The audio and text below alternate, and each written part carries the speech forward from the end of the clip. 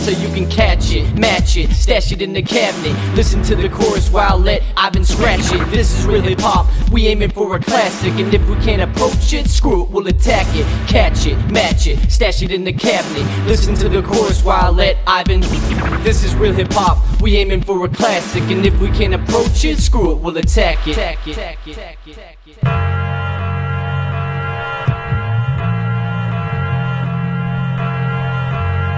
What you know about classic music?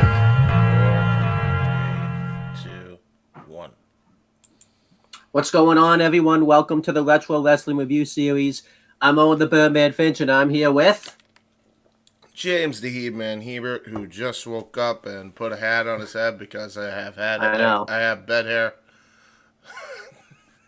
I know, usually we have, big conversations before we start, these streams and stuff like that, but I think you were just so tired and everything like that. You just wanted to get right to the stream, I think, this time. Pretty much. By the way, considering that, and I also had done a bunch of stuff for the documentary last night, which I was up till 3:30 doing, just because I'm a workhorse like that. It's kind of a problem. Yeah. Although I like doing the work. You'd be a perfect Intercontinental Champion back in the day. I'm a workhorse, god damn it.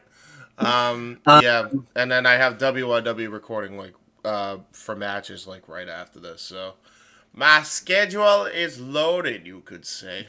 Yeah. So you're going hard all day, all night.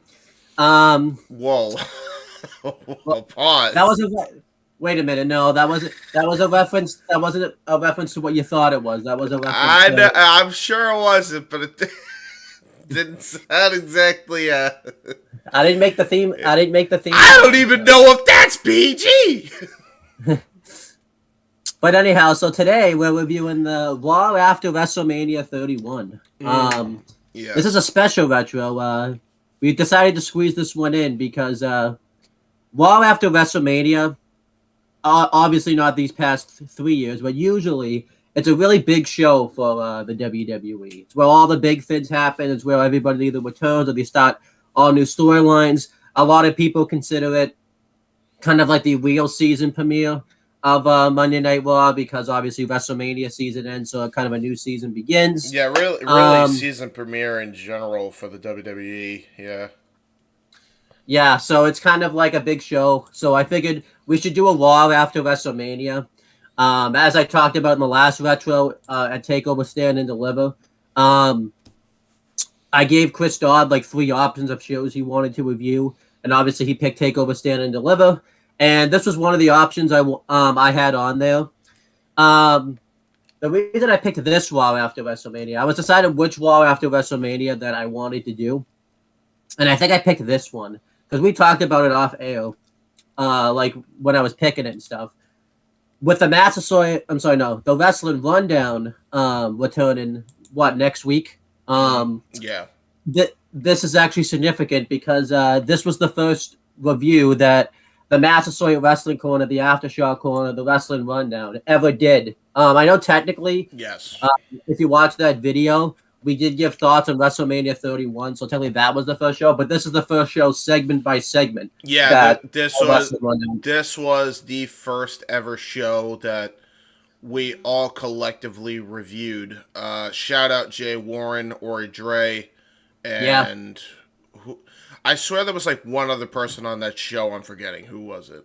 No, it was us. It was just us. Was it just the 4 of us? I thought there was 5. I thought we were missing a 5th person. I think you're thinking of a different episode. I think you're thinking of Draven, but he didn't come in until later. Shout out Draven, man. I miss that guy. I miss Draven. Shout out to him. He's gotten himself in tremendous shape since the last time we saw him. Keep it up, brother. I appreciate anyhow, the work you're putting in. But anyhow, I went back and like I didn't watch the whole episode just because of time and tiredness and stuff. But a lot of people will call us amateurs in the chat room and all that type of stuff. But I could say that's not the case. Go watch that first episode that we did of the Mandatory Wrestling Bro, Corner. I'll be honest, we were a fucking train wreck. I mean, we had gems in there. There are gems in those shows. Yeah. Well, holy shit, were we amateurs? I will say, like the third episode. While that is still funny to go back and watch, like me and Draven just chatting shit while you're in the middle, just like trying to restore or some sort of order. Yeah. Bro, we're in the middle of the fucking like, we're in the middle of like this, basically this lounge area for Massasoit. Yeah. Doing this wrestling show in front of all these people doing fucking schoolwork. It's so fucking bizarre.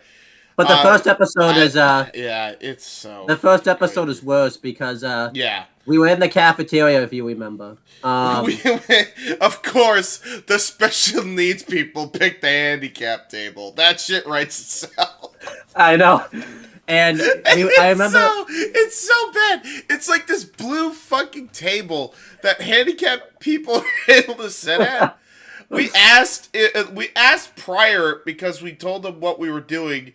There was an officer that we were friends with, like an officer on campus, is like, "You think we could use that table just to record this? We should only be an hour. Like, you think the people will complain?" It's like, if they do, don't worry, I got you. I like wrestling, and we always talked about wrestling. Yeah, that was lucky with the cop.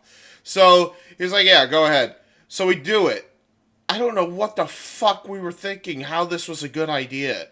Because, like... Do you remember dude, and I don't even think we were self-aware. It's funny as fuck looking back now. But, like, wow. Do you remember, I remember, too, do you remember the mic we used back then? Because the mic, the mic, definitely, it's good that we had that mic, because obviously if we did it just, like, cold, I think it was a mic you used. It was, like, one of those, like, it wasn't a blue snowball. Yeah, it was a Rock Band mic. You know, and for how cheap those motherfucking things are, seriously.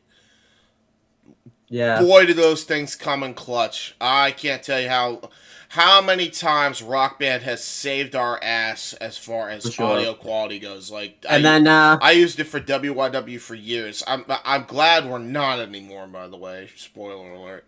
And then I have an Atrex mic, and you two have blue snowball mics that we're probably going to be using, but I digress. But then I remember I still do it to this day, but it was really bad back then because we didn't have I don't think you guys told me the name of the show until like right before we started recording. I think it was Ori that came up with the name of the show, and of course Ori, he didn't tell me the name of the show. Oh my god!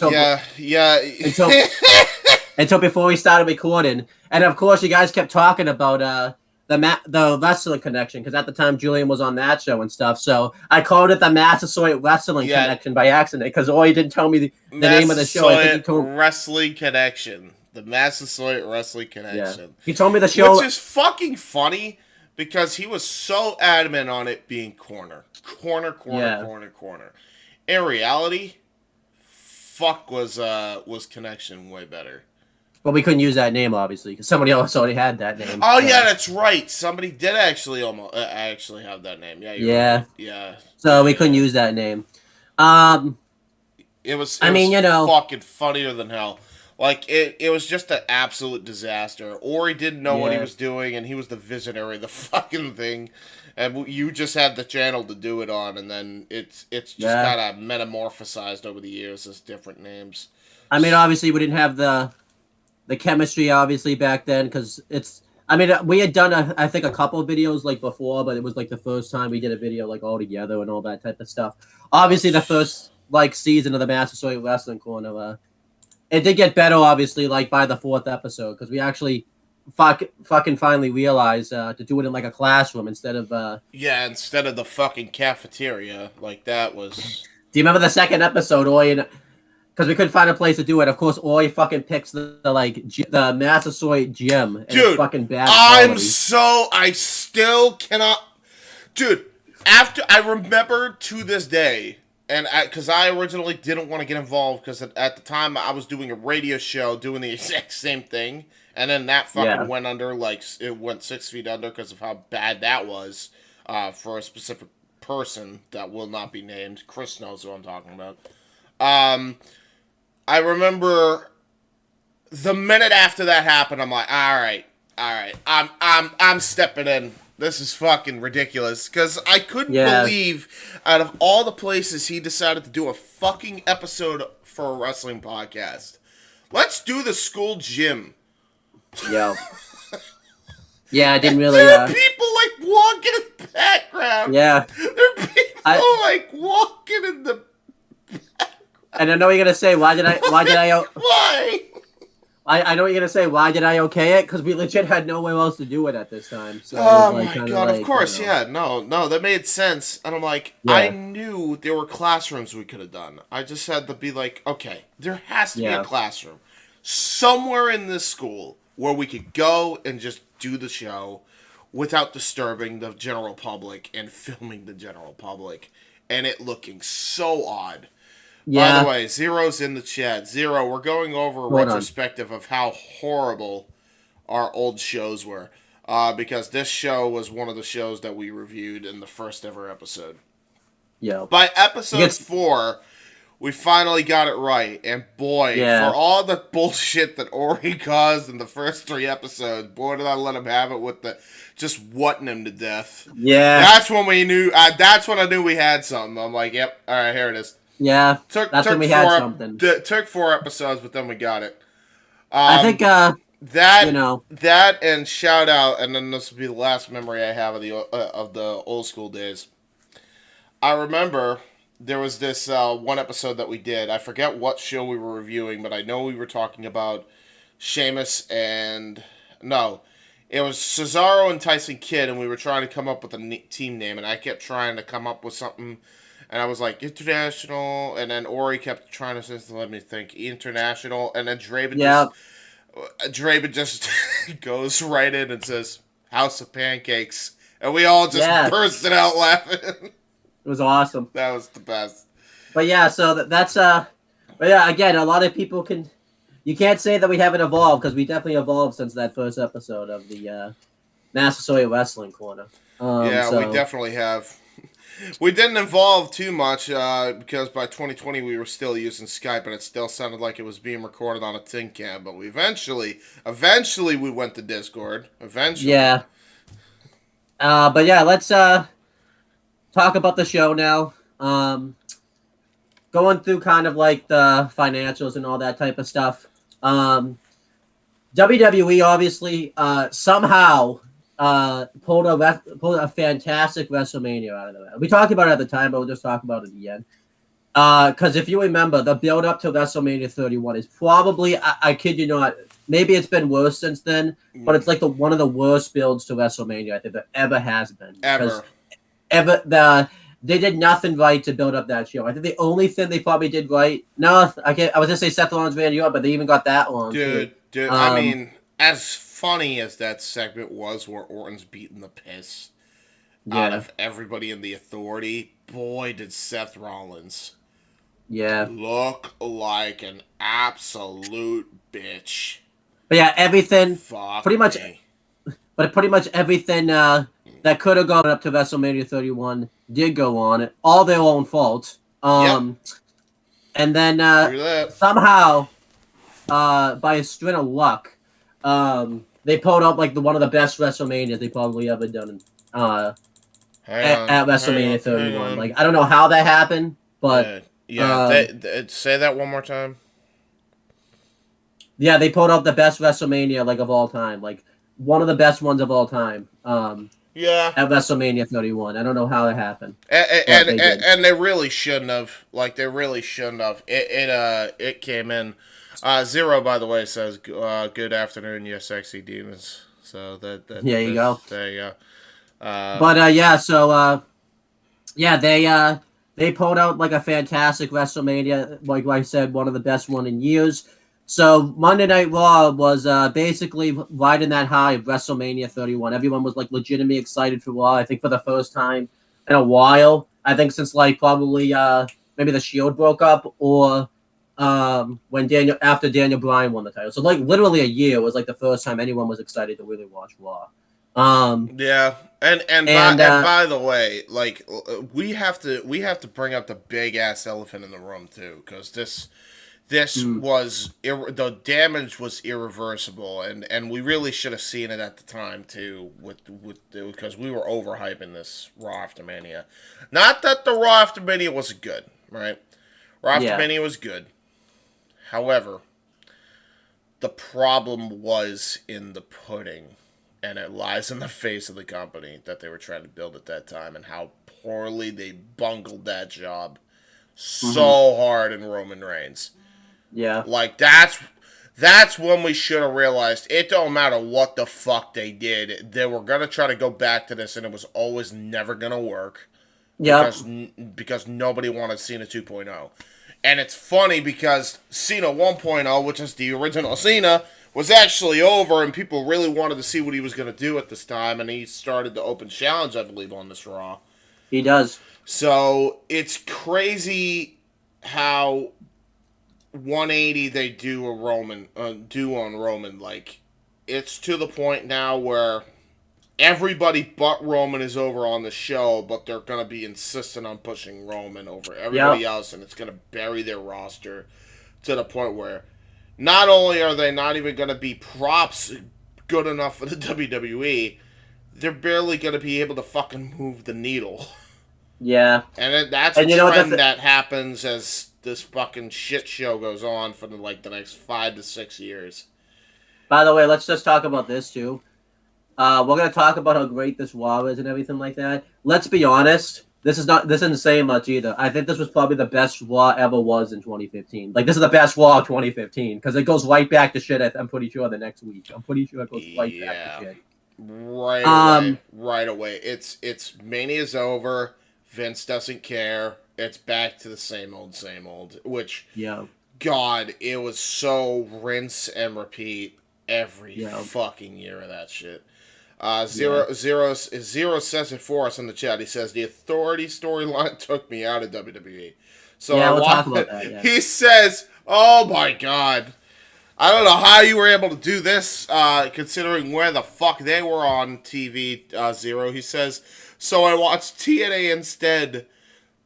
Till I got to the point I didn't really watch WWE for a few months instead of clips here and there. Bro, if you were watching Impact on Destination America in 2015, God bless you, because I was, God no way, I couldn't. I watched the first episode on Destination America, and I said, and I'm done. Yeah, I remember. I think I was watching Impact, but it wasn't long afterwards where I completely stopped watching Impact for a while, until they did the first Wednesday Night Wars. Dude. And I remember the only one that wanted to review Impact on the Master Wrestling Corner at the time was Ori Dre. This is a bit of a throwback. I remember Ori's we start an episode and Ori's just first I'm gonna do my review of TNA Impact Wrestling. I remember we're both just we're gonna go take a. We legit left the room while he reviewed. Actually, I left the room. What you did was you put on headphones and listened to theme edits. I did. Yeah, that's what you did. Yeah, none of us were there. None of us could give a fuck. I remember, and it sucks too because they had great talent. It's just that you knew the booking was atrocious there too. The wrestling business, as a whole. Fuck, was it in the mud?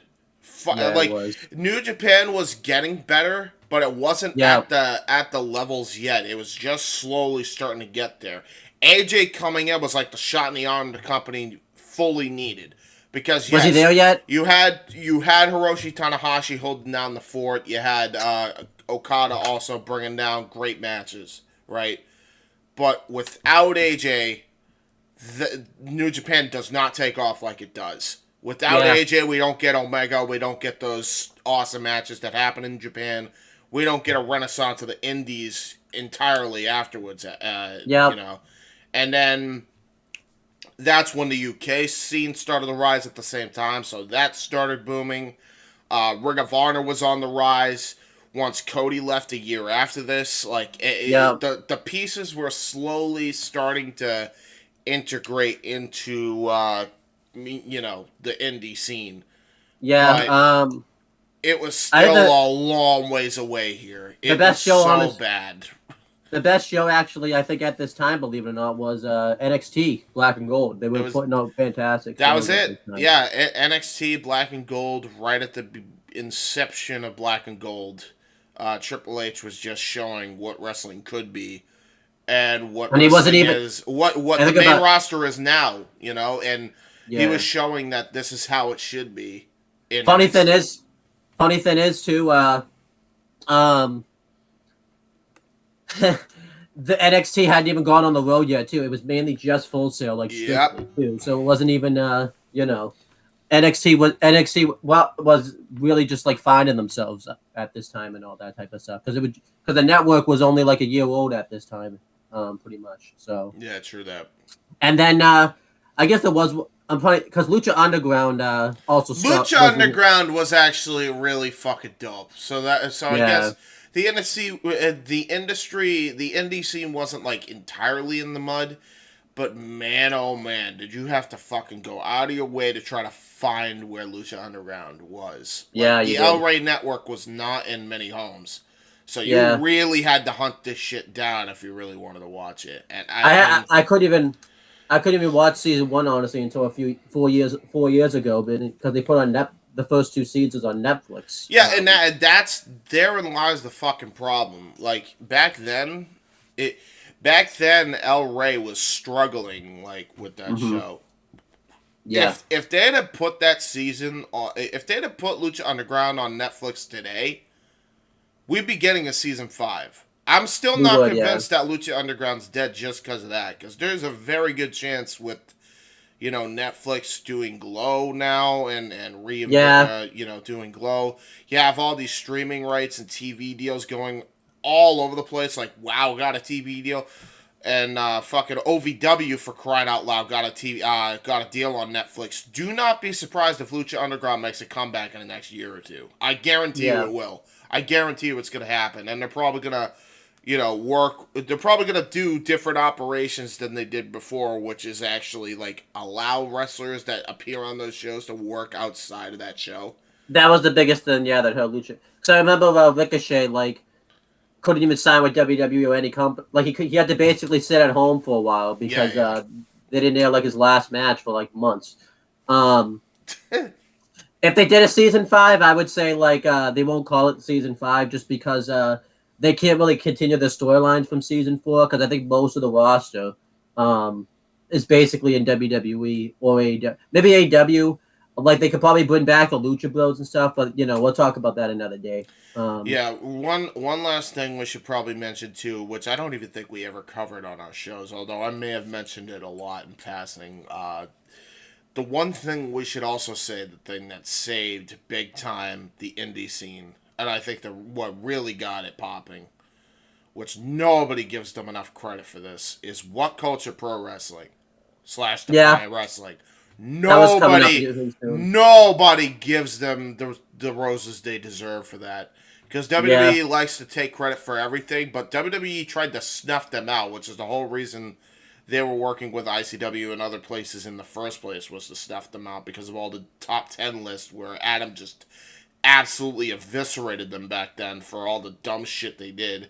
So they really weren't appreciative of that, so they were trying to snuff them out early on. And the way they were going to snuff them out is by basically rating their talent and not allowing them to appear on WCPW. Like, that's basically what Vince's MO was. Funny thing is, too, Why?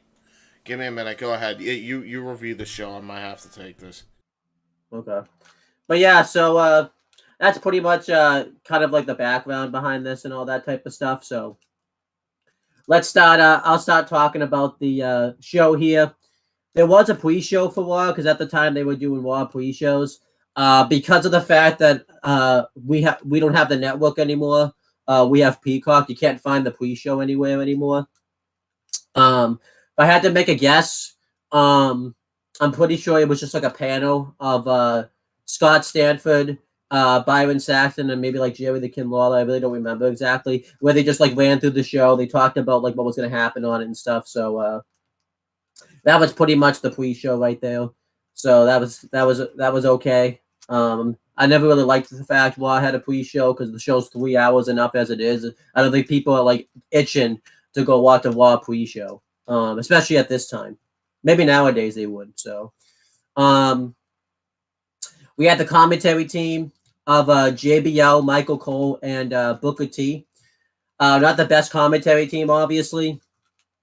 They were pretty okay here. I thought Michael Cole was actually like he didn't sound as micromanaged for once during the Vince era. It did feel like Vince gave him some creative freedom. He didn't sound obviously like he does now, but he did sound more natural on this show. It just sucks because Michael Cole doesn't even commentate the whole show, and this is the one time he sounded like the most natural. Booker T, he wasn't actually as bad as he usually is nowadays when he commentates NXT. And then JBL was pretty bad. I really wasn't into JBL. I feel like too JBL obviously a lot of his commentary he couldn't really say that he said when he did commentary in his first stint because it wasn't going to obviously age well. So he was very micromanaged. Maybe a good thing. I don't know. We had the intro video package. It just basically showed Raw's intro. This was when they had the song "Tonight Is the Night." Where it just showed all the superstars that you're going to see on Monday Night Raw. Coincidentally, the first person you see is John Cena. The last person that you see in the intro is Roman Reigns. So that just shows you what they were setting up for right there. And obviously, like I said, this was like the follow-up show after WrestleMania 31. So they showed like a lot of not clips, but like a lot of pictures and highlights of WrestleMania 31. They obviously didn't want to show any videos at this time and stuff because WrestleMania 31 was still fairly fresh. I think they wanted people obviously to subscribe to the network and get it that way. So they showed like a lot of photos of stuff that happened at WrestleMania 31. It kicks off with Brock Lesnar and Paul Heyman. They come out to cut a promo. Brock Lesnar had just lost the WWE World Heavyweight Championship in the main event of WrestleMania when Seth Rollins cashed in his briefcase and became the new WWE World Heavyweight Champion by pinning Roman Reigns. And he was like he's the only superstar that's cashed in the Money in the Bank contract at WrestleMania. And it's probably like one of the greatest cash-ins ever. It's honestly the last great cash-in that I think has ever happened with the Money in the Bank. I think James and I talked about it in New Year's Revolution 06, if you kind of want to see a thought about that there. So Brock Lesnar and Paul Heyman come out, and Brock Lesnar's actually in his UFC gear. He's in his wrestling gear pretty much. So that you knew shit was going to go down here. He was all, he had like a bunch of cuts on his face from the match with Roman Reigns at WrestleMania 31. And Paul Heyman cuts this great promo. I really can't do it justice. You'll have to really. Oh, okay. Yeah. I had my thing on mute because I was taking a call. Yeah. Where are we at in the review? I just started talking about the first segment, so you didn't really miss much. What did you think of the? Obviously, before when it is just JBL, Cole, and Booker T, I'll ask you this question. I honestly think during the Vince era, this is like the best Cole has ever. I thought like Cole was a little bit more natural here a little bit. I disagree. I vehemently disagree. Fair. I think that Cole was scuff, which Zero. I see your scuff comment, and we'll get to that in a second. Sorry, it took me so long, but it was pretty scuff. I did not enjoy it. I thought that you could tell Vince is scripting them. And the reason I could tell Vince was scripting them is in 07, that was the best Cole ever sounded. And that was the best JBL ever sounded. Booker T, Yeah. I could take I him or talked leave about him. that, yeah. I mean, I will say he was better here and would get worse, progressively worse as time went on. Maybe he's someone that needs to be micromanaged because I think he's somebody that doesn't need to do commentary ever. yeah. But anyhow, I will say though he is absolutely responsible for one of the funniest wrestling matches in all of human history. yeah, Did you ever see that match that I didn't. Booker had in his reality wrestling promotion where it was originally supposed to be no holds barred, but then a table wouldn't break and Booker's laughing his ass off and he keeps I saw in I didn't see the character. He's match. like, this match will not end until somebody puts somebody through that table, and they kept just bumping off this fucking table. I didn't see the match, but I think I think Casey was watching Botchamania on the way home, and it showed I think it was the very end of Botchamania. That was so good. That was so funny. I've watched that full match. It's so insane. I will say, so with that said, we got Zero saying, in a sense, it did an Azteca Underground, but he's saying this Azteca Underground is an MLW, what is now known as MLW Underground. Yeah, not really the same thing, but yeah. I say it's a spin-off. But that with IG, you had Underground. The problem was the contracts given the wrestlers. I think that's what that says. I could be fucking completely butchering that. But he said, yeah, it was pretty scuff. That's what he said was scuff. Lucha. Gotcha. Lucha Underground. But then he says, for the love of mankind, one of the worst Michael Cole calls ever. And that wasn't even ducky quack quack. It's actually shucky ducky quack quack, but you're forgiven for not giving a fuck.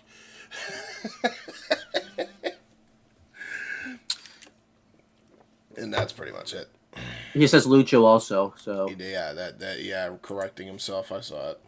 Anyway, yeah, that's all. Going through the opening segment, yeah, Brock Lesnar and Paul Heyman come out. Paul Heyman cuts this great promo talking about how Brock Lesnar was robbed of the WWE World Heavyweight Championship. He kind of goes through what happened in the match. He just talked about how he took Roman Reigns to Suplex City, and this is obviously the crowd starts chanting Suplex City, and this is when Suplex City was over. It was over that night because Brock Lesnar said it once. Everybody clipped it. And because I think a lot of people were on their phones because they were semi-disinterested in the fact that Roman was in the match.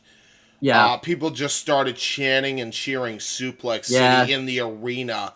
It caught on like fucking wildfire. Yeah, and to WWE's credit, they actually ran with it a little bit. Probably a bit too much, but at least they ran with it. They did. They did. Because Paul Heyman even corrects himself to say, "I'm sorry, Suplex City, bitch," because that's what Brock said in the match. And then Paul Heyman talks about then that slime ball. Seth Rollins swoops in because he mentions that Brock Lesnar was about to win the match because he was just bored, he was done, and he comes in and he stole the WWE World Heavyweight Championship. They mentioned that Roman Reigns, that he didn't pin Brock Lesnar, he pinned Roman Reigns. And Paul Heyman says that, luckily, my family, I think he said his grandfather, some attorneys, but he said it's in the family and stuff. And he said that this is what he wanted to do if he had his way. He said that he would go to the court, file an injunction, and basically have the WWE World Heavyweight Championship held up. He would have the decision reversed, and that he would basically sue the company. Wow. However, Brock Lesnar, which to be honest, they have every right to do. Brock Lesnar, though, says that he thinks all lawyers are scumbags, and he doesn't want to do it that way. So he wants to invoke his contractually obligated rematch clause. What a great way to fucking talk about legality in wrestling and then immediately bury legality with one sentence. That was hilarious. Yeah, I and don't then, know. Paul Heyman's the only one that could get that shit over. Like, Yeah. holy shit. but Brock Lesnar. But he says that Brock Lesnar isn't having his rematch at SummerSlam. He's not having it at Extreme Rules. He's not having it next year at WrestleMania. He wants his rematch tonight, which I think this got everybody excited because they actually thought Brock Lesnar was going to wrestle because he hadn't wrestled on Raw in like over a decade. I don't think he'd wrestled on Raw since like 2002, probably. Yeah. That's how long he hadn't wrestled. Because he was mainly a SmackDown guy when he was a full-time wrestler. Well, I mean, he kind of did wrestle, but not in the way we thought. I mean... Yeah, we'll talk about that later, yeah. And then Stephanie McMahon comes out, and she was selling her arm because she had been sort of put in the armbar by Ronda Rousey the night before. And Stephanie McMahon comes out, and she talks about how they had like one of the best WrestleManias of all time.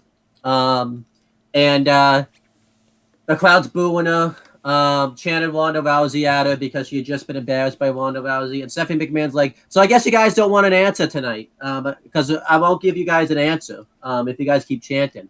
And then she asks, do you guys want an answer? And the crowd just goes, yeah, they chant yes to the Daniel Bryan yes chant. And then she said, then don't piss me off. And then she kind of continues her promo and says that she went full Jeff Jarrett with this fucking pretty promo, much. bro. But then Stephanie McMahon says that Seth Rollins isn't there right now because he's out doing, I think it was the late night show or Good Morning Today, one of those talk shows that they do. The appearance that Brock Lesnar was scheduled to be on, but because Brock Lesnar lost at WrestleMania, Seth Rollins isn't there right now. But when he gets there, he's a fighting champion. He'll perfectly be fine with fighting him. And then Paul Heyman gets on the mic and says that, for the first time in over a decade, you're going to see Brock Lesnar wrestle on Raw. And this isn't a prediction. This is a spoiler. Tonight, Brock Lesnar was going to either F5 or lock in the Kimura lock on Seth Rollins, make him pin him or make him tap out. And he's going to announce him as the new WWE World Heavyweight Champion. I think I'll just say it now. We'll talk about it again later on. This is the first time Paul Heyman said this isn't a prediction, this is a spoiler where it didn't come true, and it's not for the reasons he thought. So yeah, this segment was really awesome. It still actually holds up to this day. I think it was more awesome back then because if you remember, I think it was just Paul Heyman that was allowed to cut unscripted promos because it was Paul Heyman. So they ruled more back then. You were not gonna script Paul Heyman. If you tried to script Paul Heyman, Vince, good luck. I think he gave up even halfway through when he came back to WWE. He's like, I can't script this guy. He's got to just be natural with it. But this segment ruled so much. It really got Brock Lesnar over as a babyface because he obviously he was obviously the babyface here. The crowd was awesome during the segment. Crowd was awesome all night because it's the Raw After Mania crowd, and it was just a really enjoyable segment. And it built interest to what was going to happen, later on and stuff. So I really enjoyed this. It got over Seth Rollins, who just like that cowardly champion and stuff like that. As the OSW boys would say, 2 gorilla thumbs up. There you go. No career retrospectives because we've done a career retrospective. Have we ever done a career retrospective for Paul Heyman? Because I feel like I don't think we've ever had. Because I think we never did. You want a career retrospective on Paul Heyman? Watch My Name Is Paul Heyman. It's on the Peacock right now. There you go. There it is. I'm plugging the WWE Network. Why the fuck not? It's WrestleMania. Go watch My Name Is Paul Heyman. Understand the full lore of Paul Heyman. There you go.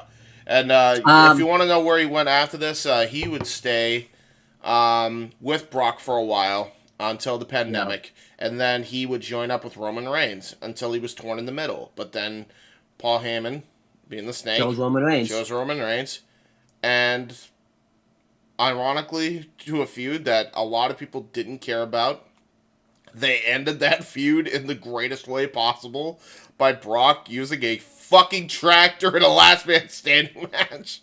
Yes, he did. Which is crazy as hell, which I think even Paul was shocked by. And Brock is actually over on his own as a babyface who can cut really good promos. It's actually crazy. He's UFC Brock in a cowboy hat. And it's probably the most scariest version of Brock Lesnar ever. Ever. There you go. Next, we had the first match on the show. Before I cover the matches, I will mention that the ring announcers were Lillian Garcia and JoJo. We've covered them before in other retros. I think we covered Lillian Garcia in SummerSlam 02 retro, and we've covered JoJo at the Raw 2017 retro that Chris Dodd and I did last fall. Yeah, they're doing cool things. And then the backstage interviewers were Tom Phillips, who we've covered before in past retros, and Edian Styles, who we've covered before, I believe, in the AEW Full Gear 2019 retro. So there you go. Mm-hmm. Next, but the first actual match on the show was the Intercontinental Championship match. It was Daniel Bryan defended against Dolph Ziggler with Bad News Barrett on commentary for the match. Obviously, the reason this match was happening was they were both in that ladder match at WrestleMania. Probably one of the best ladder matches that's taken place at WrestleMania, yes. Where Daniel Bryan won the belt from Bad News Barrett, who was the champion in the match. But these were like the last two guys in the ladder match. Where Daniel Bryan finally overcame Dolph Ziggler. Ziggler had beaten Daniel Bryan a couple of times going into WrestleMania, which just shows you, as good as the build-up is, that just showed you right there what Vince thought of Daniel Bryan right there. That he was like the most over thing at WrestleMania 30. No offense to Dolph, but he couldn't even beat Dolph Ziggler like a year later. That just shows you how far Daniel Bryan fell. Yes, but however, I will say that even with that, Dolph wasn't completely buried 6 feet under yet. In fact, not even like 4 months prior to this, he was on a renaissance of sorts. Like he was the sole survivor of that year's Survivor Series when they got rid of Authority for like a month and a half, and then even though they came back and fired him, he was brought back and everything, and he's just been he was on a tear with the Intercontinental title prior to that. He was, and he and Daniel were like the best two in that entire match, and then they had. This is just a classic, by the way. Like these two had a goddamn classic on this show. But yeah, let's go through it. Probably like if we made like a list of like the best matches that have taken place on like the Raw after WrestleMania, this would be high up. This would be way high up there. Yeah, this would be fucking probably. I'd say probably easily top 3. It was so good. Yeah. But yeah, they both start chain wrestling each other. Ziggler eventually does a takedown on Bryan and hits just fiery right hands onto him. They both start just trading shots with each other, and they fight to the outside. Daniel Bryan hits a clothesline to Dolph, sending him to the outside, and then follows it up with a suicide dive. It goes to commercial break, and Bad News Barrett, was very good on commentary here. He basically sounded like he does now, obviously, except a little bit. Yeah, he was giving a lot of analysis, like giving them credit, even though he was putting himself over afterwards. Like, you could tell Barrett was always meant to be a commentator after his wrestling journey was done. He always had that knack, man. He always had that knack for talking. He had. I will say he had done commentary, I think, before, because I'm pretty sure, if I'm not mistaken, I think he got injured in FCW like right before NXT season 1 started. Yeah. And he did commentary for like a spell, so he had been experienced before doing commentary. So yeah, you could tell he was really good at that. I will say, I am so sad. Like, before we even get into the match here, so sad with what they did with Barrett. I just kind of want to get his career retrospective out of the way. Like, we've done it before. Oh, have we done it before? All right, cool. But yeah, you guys know why I'm so sad then. If you go watch his career retrospective wherever we did it, probably 2011 Rumble. Yes, my best guess. But yeah, during the commercial break, which you could have watched on the WWE app, I never did that just because I needed to, because I didn't want to spend my commercial breaks watching Raw. I wanted to I needed a break to go to the bathroom and eat food and stuff like that. Like, I didn't want to be tied down to the freaking. I actually used to watch the shit they would put on the WWE app, but I would do it while using the bathroom. There you go. That was my bathroom break. I just play. Okay, what doing this? All right, it's nothing important. All right, cool. Taking a piss, shake twice, flush. Yeah, doing this. Ziggler had Bryan locked up in a head scissors, and he lays him out with a version of a pile driver, driving him head first to the floor. Ziggler takes over the match for a bit. Bryan locks him into a surfboard submission. They both start trading right hands on each other. Ziggler hits a super kick. Bryan kicks out. Bryan hits that drop kick that he was told to stop doing, that like missile drop kick that like obviously has did a lot of damage to his neck and stuff later on. And then Ziggler hit a super kick on Bryan, but Bryan kicked out. Eventually, Bryan locked in the yes lock, but Ziggler got to the ropes. And then they both start trading shots with each other. They exchange headbutts back and forth with each other. And then Bryan, I think, hits like one final headbutt and then follows it up with a running knee for the win. And then Bryan retains the Intercontinental Championship. Great match here. I gave it 4 stars. Before I get your thoughts on the match, because it ain't over yet. Afterwards, Bad News Barrett attacks Daniel Bryan. No, actually, hold off on the post-match segment. I do want to give my match rating. 4.25. Really like this match. Awesome matchup. I will now do the breakdown. So afterwards, Barrett takes off his headset. And Barrett is a big meanie. And he's beating down Bryan Danielson and Dolph Ziggler. I'm not a fan of this at the time. Young James is very unhappy. I didn't even have the scruff yet. You could tell I just had this pouty look on my face. I was not happy. Young James was not a happy boy. And then, all of a sudden, as Barrett's doing a beatdown, over the PA system you hear, "It's a shameful thing! Lobster head!" The return of Sheamus after doing his movie. So that's why he had the fucking weird-ass mohawk and beard. And he was injured, too. He was injured. He was injured prior to that. So he came back, and the crowd popped huge, right? So he chases off Barrett. And Barrett's like, I don't want no part of this, right? You're missing the biggest thing, by the way. Go ahead. This is the first time they had seen Sheamus, because if you remember the previous time they had seen him, he looked like the way he does now, this is the first time they see Sheamus where he looks, when he has the mohawk and everything like that. Yeah, this is the first time he has the mohawk, and it was for his movie that he did, the TMNT movie. So he came out, everybody's popping initially. They were happy to see Sheamus back. Everybody fucking gave him a great pop. Yeah. And then he turns and beats up on the baby faces. Yeah. And then that was all she wrote. That was all she wrote for Sheamus. Any goodwill that he had just built up with the pants went and evaporated like that. He proceeds to create the worst beatdown, or the slowest beatdown, not even the worst, the slowest methodical beatdown of all time, as the crowd chants, "You look stupid." Yep. You look stupid. Just gone. All that goodwill gone. But anyhow, and then afterwards he grabs the mic and says that he's back. So he that was it. I did like the return of Sheamus here. I like the way he turned. I thought the camera did a good job of it. They really did have something with Sheamus at this time as like a heel.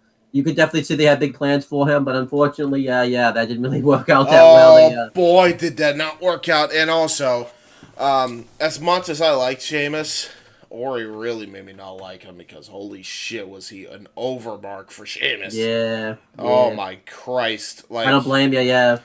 But yeah, I feel like all love to him, I guess. Well, kind of to him, but like, dude, he was just overbearingly in love with Sheamus. Yeah, I mean, Sheamus was good at this time, so I'm not gonna like. But like, not that good to be like, he should be winning every championship, like he always kept fucking saying.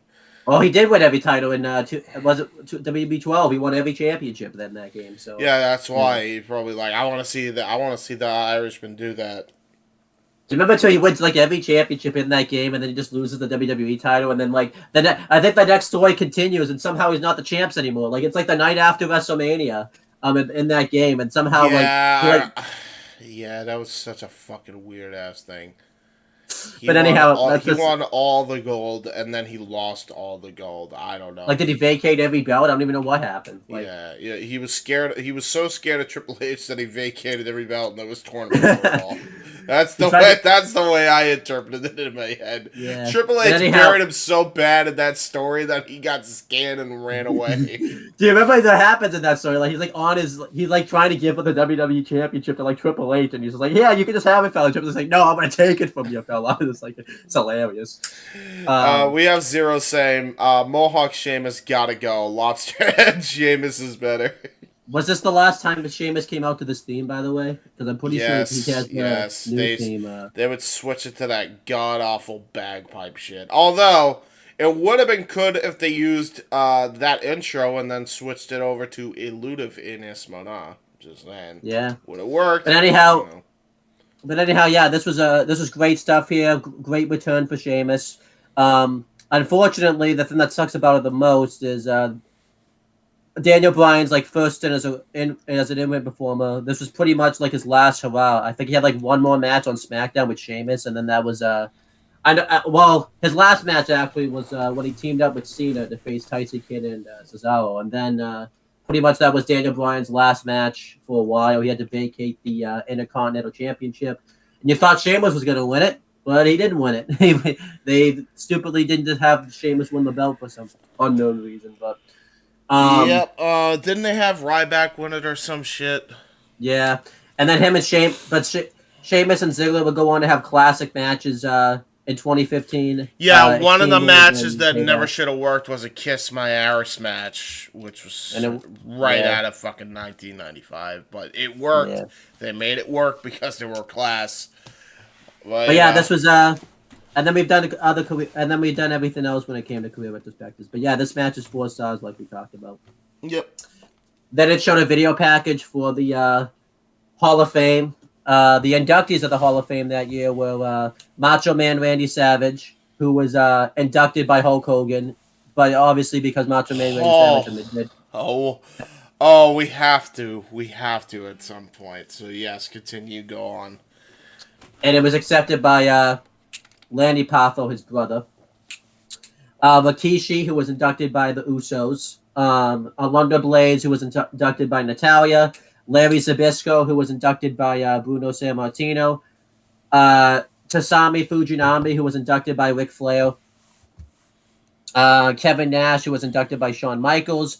The Bushwhackers, who were inducted by John Laurinaitis. And Arnold Schwarzenegger went in under the Celebrity Win, who was inducted by Triple H. This is a really good Hall of Fame class that year. And then it was the first year of the... were the Bushwhackers in this class? They were. I just said that, yeah. Okay, yeah, never mind. Because they went in before Vader when he was still healthy. So because I even remember to this day, it was like the minute the Bushwhackers went in before Vader, the Hall of Fame was irrelevant to me. It still kind of is, even under the new direction. But at least now they're like putting in the people that actually fucking deserve it. But it's like this should have been done ages ago. Too much time has passed where I just, you lost me. And then it was the first year they did the Warrior Award, and it was Connor the Crusher Mahalik, which was presented by Dana Warrior and Daniel Bryan. And it was accepted by Connor's father. By the way, oh boy, would the Warrior Award not age well. I hope they change it to the Shag Gaspard Award. Please let that be true. Please. I don't think so. Even with the new regime, I don't think they're going to change it. I think they need to. They got way too much baggage on them. I'm sorry. Yeah. They have to change that name. I hate to say it, the main reason I want to see a change is so we don't have to see Dana Warrior come out every year. So I mean, I'm cool with them having Dana do it, but because I remember that. I remember with Dana, and you could clearly tell that this is actually what Dana wanted to do and not what fucking Jim wanted to do. That I remember her getting choked up mentioning Shad, Dana. Yeah. That got her right in the fucking feels, I'm sure. But yeah, it was. If they do change it to the Shad Gaspard Award, that's an excuse. JTG should be the presenter every year because that makes more sense anyway. God, yeah. Just hire can we just hire a JTG in general, please? Yeah. Like, his run in DPW was fire, no pun intended, and somebody should fucking sign him. Yeah. Especially so NWA can't use them anymore because they're not using them well. So no, not at all. God no. But anyhow, that really good Hall of Fame class there, fantastic. They were showing this because they were going to show like an encore presentation of it on the USA Network as they did every year. So, then we had the next match. It was a 8-man tag team match. It was Cesaro, Tyson Kidd, and the Ascension with Natalya inside versus Kofi Kingston, Big E, and newly called up the Lucha Dragons with Xavier Woods inside. Obviously, not much of a storyline reason here. Tyson Kidd and Cesaro were the WWE Tag Team Champions at this time. Yep. They had just retained their belts in that really good Fatal 4-Way match at WrestleMania 31 on the kickoff show. The New Day, let's just talk about this. You would probably think the New Day was always a great faction and stuff, right? Nope. This was so goddamn awful at the start.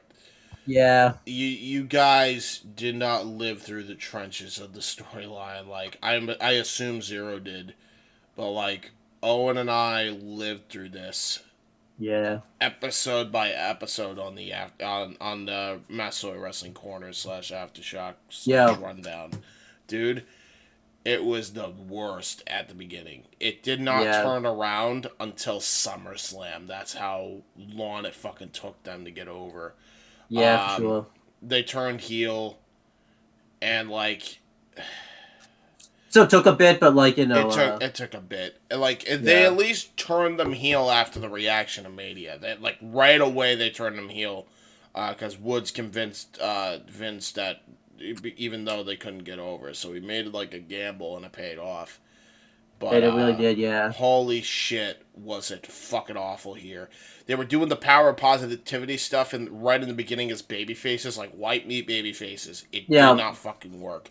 Another reason why people hated the gimmick is because they were under the impression it was going to be like a Nation of Domination style gimmick, where like, because Austin Creed said, "Hey, you know, I'm gonna be the Malcolm X of this equation," and he was literally dressed for the fucking part. They were gonna do a Nation, 2.0, and they just went the complete opposite direction, much like they did with Brodus. I think the worst part about it too, if you remember, they showed up as the Nation of Domination for like 2 weeks. Vince pulled it from TV. And I feel like you thought Vince gave up on the idea. That if you remember, they randomly started doing vignettes. They didn't even do vignettes together. They were talking about the power of positivity, dude. This rubs so many wrestling fans the wrong way. Yeah, if you remember too, I told this. Guess what? This just shows you what Vince thought back then. They had their first match together as a team on Black Friday. That's how badly this was. On Black Friday, they had their first match as a trio. Yeah. That's how bad on Black. Like, honestly, you're just asking for failure right there. If you're having a black faction debut on Black Friday, and making them so heatless right then too. Like, they did nothing to build that trio up in the beginning. Yeah, like. So it's like, it could have gotten over if you put in the fucking time. Yeah, like we talk about this, like that original run of the New Day was just really bad. In hindsight, hindsight, it at least ended up working out. Let's talk about a fucking tag team that died a death, though. How about the Ascension? God, fuck me. Why? We didn't even talk about this. The Ascension pretty much. I feel like too we weren't. This is kind of like because we obviously were passionate and hatred for it, but this is like the early stages where Vince was getting all the NXT call-ups on, but because the NXT call-ups were still fairly new at this time, we weren't as passionately. Obviously, you were pretty passionately hated about the Ascension. But I hated it from then. I knew that we were in trouble after I saw that. I was like, dude, how did you fuck this up? It was a tailor-made formula. You booked them like the Warriors, not as the Road Warriors. It wasn't a hard concept. They so bungled that. By the way, they didn't even book them like the Road Warriors in their fucking early stages. They booked them like the Road Warriors of 97 to 98. Like, what the fuck was this? They buried them 6 feet under by having all the legend teams just bury them, right? Yeah, on they were never the national same. TV, and they never were the same. They're in this random match because they're trying to rehabilitate them for some reason, even though you fucking buried them. What was done was done. They were never going to recover, right? Like, there was no God-given reason why, while they were on the main roster, you couldn't have had a fucking beefy team to fight teams like Authors of Pain, the War Raiders. There's no reason why that should not have been a trios tag or a 3-way tag match at some point for the tag titles. It's abysmal, the booking of this. I know you and John Tuddy have had debates because the Ascension sucked. I have watched the matches. They definitely don't hold up well, but they did not deserve to be buried like this. No, like they weren't the best wrestlers. God, no. They weren't the best. They weren't the best wrestlers at all. But like, what the fuck? Why did you waste our time? Yeah. Why did you waste our time? And then I will say though, the one positive is, even though it's kind of sad was the team of Tyson Kidd and Cesaro. That was not meant to work, and it freaking worked. They clicked so well as a tag team. I'm so glad. And that came off the fucking heels of a triple threat match for the IC title between Dolphin and those two, which, by the way, all-time classic IC title match. It's such an underrated IC title match. I have to watch that someday. I've never seen it because it's so good. I stopped watching SmackDown around that time because SmackDown was at that stage where you didn't really need to watch it. Yeah, you're right. No, you're right. But then the Lucha Dragons, this was their main roster call-up.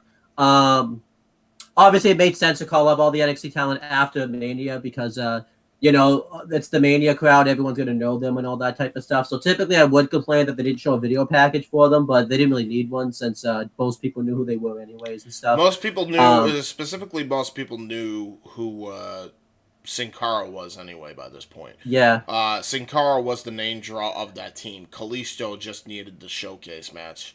He got the showcase match. The Lucha Dragons obviously... It's crazy to me, by the way, that they never won the tag titles as a team. Yeah. Never once.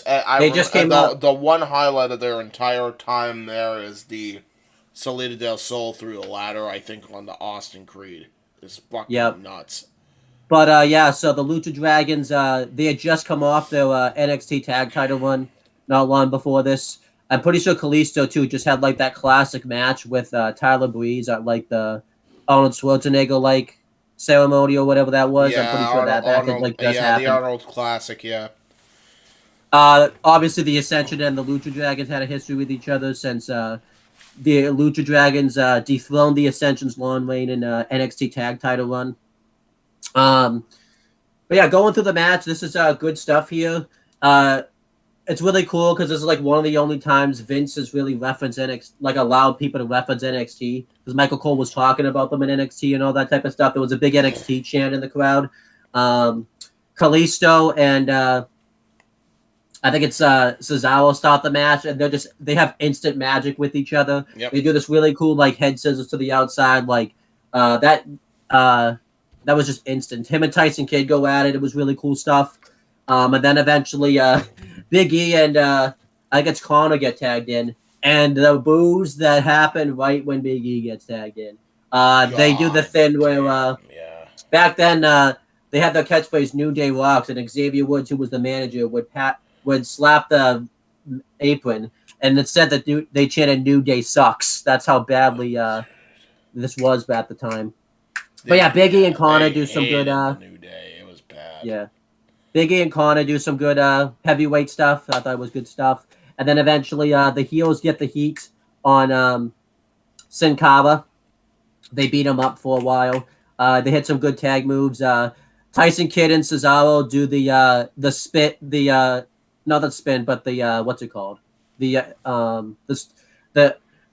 not the airplane spin, but the swing. That's what it's called. The swing into the dropkick combination. Yeah, which I love that tag finish. Yeah. And then the Ascension do a cool thing where they they pick up Sin Cara like in a back suplex position, but instead they just like drop him. That was a really good double team finish. They always did together. And then Kofi Kingston gets the hot tag. He gets booed. Like, this is the most I think Kofi's ever been booed in his entire career. Yeah, it did. And then when he did the clap instead of the boom, boom, boom thing, New Day sucks chance. It was, yeah. And then everybody starts hitting cool moves on each other. Eventually, Kalisto hits the Salida del Sol on Victor and gets the win. Obviously, it made sense that they. I mean, it's. I will say, in context, they were the ones who dethroned the Ascension for the tag titles. So yeah, all right, fair enough. And also the Ascension, they couldn't really have Tyson Kidd and Cesaro. They did a good thing where Tyson Kidd and Cesaro have the match won, but the Ascension tagged themselves in. So they did protect the heels a little bit, showing that they could have won the match, but the Ascension just wanted to take the glory. Did they ever have a tag match that followed up though for the tag titles? Maybe on like Superstars or like Main Event or something, but I didn't watch those. Well, then I don't care. But I give the match 3 stars. It was a good showcase for the Lucha Dragons for the first main roster match, and the match is just good anyways with all the talent that's in there. Yeah, it is really good. I mean, it's hard to have a bad match when you have all that talent. It's just the booking, the atrocious booking that Vince was known for was all over this match. Yeah. For that reason, I have to go 2.5. I have to. That's fair. I have to. I want to give this 3, but the booking, it's the principle that I've always had because it just how I was and how I felt about the product. If the booking is shit, do the matches make a sound? Like that's my logic with that. It's like I can't with this. Like I have to go lower. I'm doing myself and my word a disservice if I don't. So yeah, that's fair. 2.5. Career retrospectives. We've done one on Cesaro before. We've done one. You can watch the Survivor Series 2013 retro. For Tyson Kidd, you can watch the Royal Rumble 2011 retro. The Ascension, we kind of talked about them. They never recovered from the abysmal book, and they eventually got released in 2019. And now I think one of them. Well, they had the Fashion Files thing, which is like a bit of a rejuvenation for them. With Tyler Breeze and Fandango, but they were all ended up getting released anyway, so much that did. And then what was it? Fucking one of them is now in Violent by Design, I think, or the design. Connor is Big Con now. Yeah, Big Con. And I'm pretty sure Victor it pretty much isn't much of a wrestler anymore. He does some indies, but he's pretty much. I think he's pretty much out of the business. Yeah, he's barely in it. I think WWE left a sour taste in his mouth. Nor do I blame him, by the way, because he was probably the hardest worker out of the fucking 2. And then Natalia, we've done a career retrospective on her before. You can watch the same retro Survivor Series 2013. For Kofi, I believe you can watch SummerSlam 2012. For Biggie, you can watch Survivor Series 2013. For Xavier Woods, obviously we talked about the New Day would really turn around. They were like the longest reigning modern ever tag team champion up until the Usos recently. And then the New Day has just been together, and they've been really killing it together. Two out of the 3 are former WWE World Champions. One is out hurt right now, and Big E get well soon, big man. Well, Kofi's hurt. And Xavier Woods is former King of the Ring, so not bad for a trio that was booed horrifically out of the building on this night. Yep. And then the Lucha Dragons, obviously, like we talked about, they always had good matches, but they never really did much with them as a team. Eventually, Kalisto randomly just won the U.S. title without any story behind it, which no one really hated at the time. I just said they didn't understand it and all that type of stuff. But he had some pretty good matches with the belt. They just never really showcased him much as a champion. And then he dropped the title. They randomly split up the Lucha Dragons. I think a lot of people think it happened during the draft, but if you remember, they split them up right before the draft. They had them get drafted separately and all that type of stuff. And then Kalisto obviously is doing. Kalisto talked about his lucha thing, Yeah, and then big Kalisto. Thing. Woo! And then Kalisto got drafted to SmackDown. Didn't do much. Got drafted back to Raw. Joined the Cruiserweight division. Won the Cruiserweight title. I think once, right? He only won it once. Yeah. He formed Lucha House Party, which is the most autistic stable I think James and I have ever seen in our lives. Which means we automatically are approve of and love it. Yeah, it was good in 205. By the way, and then you know that spawned to Lucha Lit with Lince Dorado, but he's a one-man party now. I want the rest of them to join him though. I want Lucha Lit to be the stable again. Remember the noisemakers they had out inside and everything like that, and all that. I remember there's that one promo on 205 Live. I think we did a live reaction. Right? Yeah. We cut like this most autistic promo I think we ever heard in our lives. It was like I remember you and I were like dying laughing. It was so bad we had to pause 205 Live. It was so bad it ended up being amazing. And we're like, yeah, this is great. This is good stuff. And then unfortunately, they got called up to the main roster, and obviously that success didn't stay there. They got called up to the main roster and jobbed to Lars Sullivan. Yeah. And then got released a year and a half later. Do you remember one stupid thing they also did with them? Go ahead. I don't know if you remember that because I don't think you were watching Raw really much at this time. Where they had like lucha rules for some reason, it was like the baby faces got the advantage and all that type of stuff. It was I'm not making that up. Again, we're talking about the most autistic stable ever, which is like it should be horrible, and it is. But when you put it in the context of this is so autistic that it will make Owen and I laugh, yeah, it's good. Right, and then Kalisto. That's how we were able to cope with it. But yeah, by proxy, yes, Chris. Yeah. Lucha Dragons were a much better team. Also, Chris says, "Great Lucha thing awkwardly leaves camera." Yeah, he did the Rey Mysterio hop out of the camera. You know, who's that jumping out the sky? Oh, it's Kalisto. There he goes. And then Kalisto, he went on to eventually they split up the Lucha House Party. I think Kalisto stayed on SmackDown. The rest of the two members got drafted to Raw. Kalisto never showed up again. He was released during the pandemic cuts in April 2021. That didn't need to happen. And then he wrestled the Indies. He showed up once in AEW, and I think who did he team with?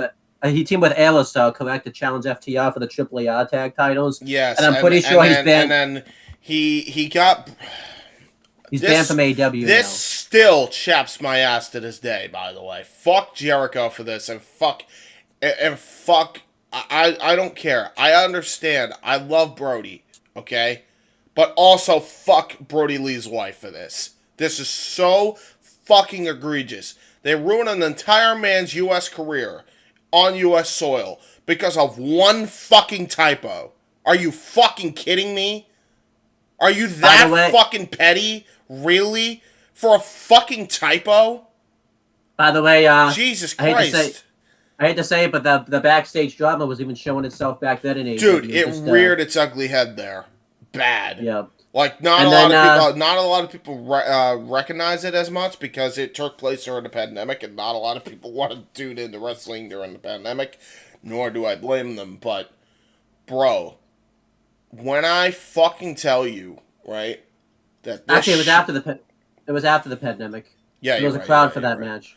Yeah, you're right. There was a crowd for that match. When I tell you that this shit was so fucking awful, like I feel bad for Samurai Soul to this day. Like he never deserved that heat.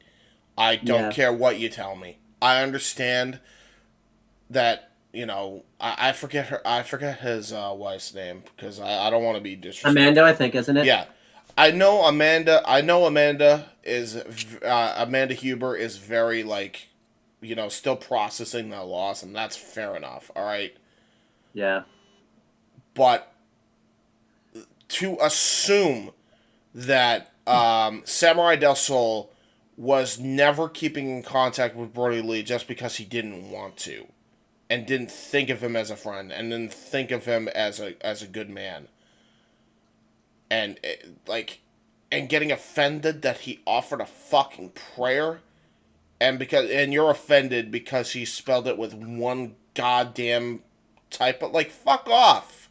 So I'm pretty sure. Fuck off. You correct me if I'm wrong. It was at that point, if Jericho wasn't the star he was.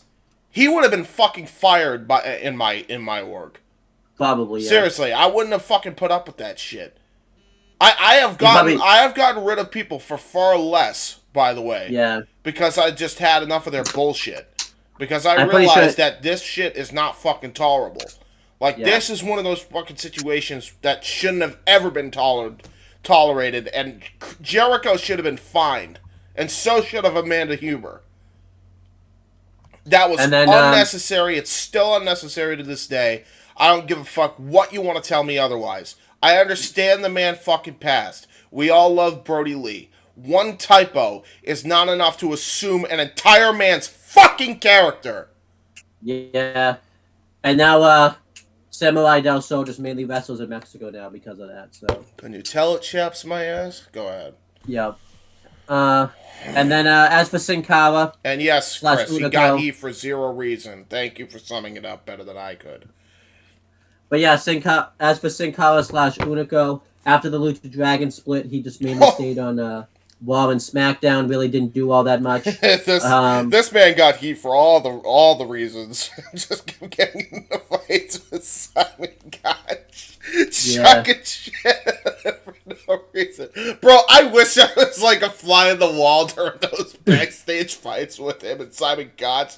Like, didn't he like throw a soda cup at him at one point? Then it just I'm pretty sure him and Jericho having a goddamn Donnybrook, and then Simon Gotch knocked him out or whatever the fuck. And then him and Jericho got into a fight at one point. I think I heard that like on like right before Raw or something.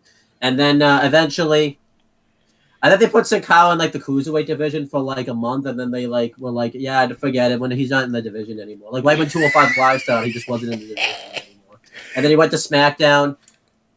He signed a new contract, and then like right when he signed a new contract, he got like a push for like a month, and then was like never seen ever again. Yeah, and that was it. He got released in 20. He got released in 2020... 2019. Yeah, you're right. He got released in 2019, and then he cut that great shoot on Enzo Amore of how bad he was, which is fucking hilarious because now he and Enzo are in MLW now. Enzo's gotten far better as a fucking wrestler. I'm shocked they still haven't done this match. Yeah, like they should do this match. There's actual heat there, and they actually could probably play it off well. And the guy can fucking wrestle now, so you can have a competent wrestling match with the guy. Why not fucking book it? And then Unico is now working Mexico, and also mainly too. So does he? Unico. Oh, there you go. Yeah, good for him. And then He's fucking. Actually, no, I'll tell you exactly. Wait, no, I might be confusing these two. Is Dragolistico the original Sin Cara, or is he Hunico? What do you mean? Is Hunico Dragolistico, or is that Mystico? That's Dragolistico. Chris, can you confirm with me, or somebody confirm with me? Because I'm not entirely sure. But one of the Sin Caras is actually in the upcoming Reach for the Sky ladder match on ROH Supercard of Honor for the Ring of Honor tag titles this Friday. Actually, I think it's somebody else because I'm on his Wikipedia. Okay, so then it's the original Sin Cara. All right, that's all I needed to know. Cool. Next, Brock Lesnar's backstage. Paul Heyman comes up to him and tells us that Seth Rollins is here, so Brock Lesnar's ready to basically go take the WWE World Heavyweight Championship from him. No. Russian Dragon Lee's brother. No, Chris. Dragon Lee's in NXT now. Oh wait, no, is that Dragon Lee's brother? Is it Dragon Lee's brother? It could be. Huh. Fuck. Okay. He also says he thinks everybody backstage hated Enzo. Yeah. I mean, you're not wrong. Although, again, if you were to see him in MLW now, you can't hate on the guy anymore, man. That motherfucker put in some goddamn work. You should see his in-ring IQ now. It's actually scary how much he improved. I was fucking taken aback. I'm like, holy shit, Enzo can wrestle? He can do the wrestle now?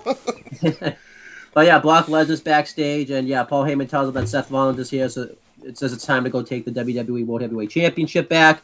Then they show a vignette for Neville, who's going to be debuting later, so we'll talk about that later. Oh, yes. What do you think of these segments? What did you think of these segments right here? Pretty good. I like them. And then we were supposed to have for the WWE World Heavyweight Championship, it was Seth Rollins with J&J Security ringside defending against Brock Lesnar with Paul Heyman ringside. And yeah, I'll just talk about it. The match doesn't happen. Seth Rollins, they do the introductions and everything like that. Then Seth Rollins just grabs his belt, goes to the outside, gets the mic, and says that he's still jet lagged from being on the plane just not that long ago. And he says that he doesn't really feel like stomping Brock Lesnar's head in like he did last night. So he said that he will give him a rematch, just not tonight. So this pisses Brock Lesnar off. He goes after Seth Rollins. Holy shit. And yeah, he tries to... Seth Rollins... He murks everybody. Like, everybody dies. This was everybody dies before Lance Archer was even a fetus in the gimmick process. Like, Brock Lesnar... He just murked everyone here. Brock Lesnar grabs Seth Rollins. He takes out J&J Security. He goes for a German suplex on Rollins after he puts him back in the ring. Rollins lands on his feet. And Rollins hits an enziguri, but Lesnar no-sells it. Rollins takes off, and eventually he's able to get away. And when Brock Lesnar sees that Seth Rollins got away and he's not going to be able to catch him, this pisses Brock Lesnar off. He tips the announcer's table over right onto JBL, Booker T, and Michael Cole, and they're just dead. And then he grabs Michael Cole to then toss him in the ring, and I'm not making this up, puts him on his shoulders, and F5s Cole out of his shoes in one of the greatest bumps for the F5 I've ever seen in my life. Yeah, and then... like, holy shit. You think he's done, good. But he ain't done there. He grabs a cameraman, and I think this was, now that I know who it is, I think this was Joseph Connors, actually. It was Joseph Connors. It was Joseph Connors, yeah. And so Joseph Connors, the cameraman, not the indie guy, was taken, and he was put on the shoulders, and Stephanie's threatened if he F5'd that cameraman, he was going to be suspended indefinitely.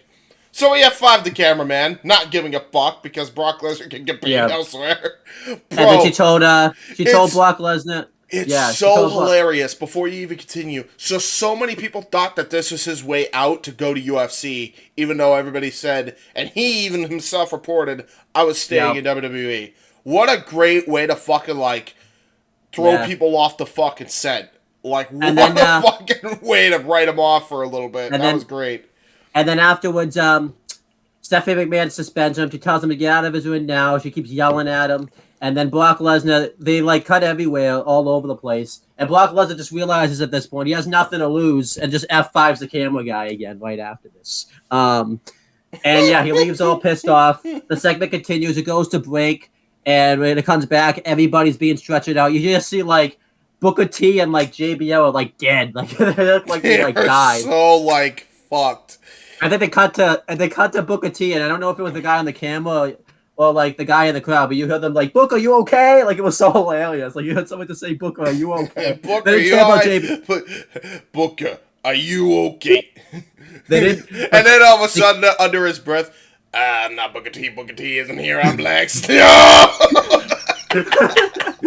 And then it's so funny because then they cut to JBL. Nobody asked JBL if he was okay. Nobody cared about Nobody JBL. Gave a fuck about Bradshaw at all. Everyone is like, yeah, you fucking deserved it, you fucking bullying prick. And then after this, it cuts backstage when Mae Young comes up and interviews Stephanie McMahon. And I say this because Stephanie McMahon's selling her arm from the armbar, but she wasn't selling it when she came out for the segment to like yell at holy shit, yeah. Well, to be fair, I mean, the whole show got thrown into, had a spanner thrown in the works with Brock Smash. Yeah.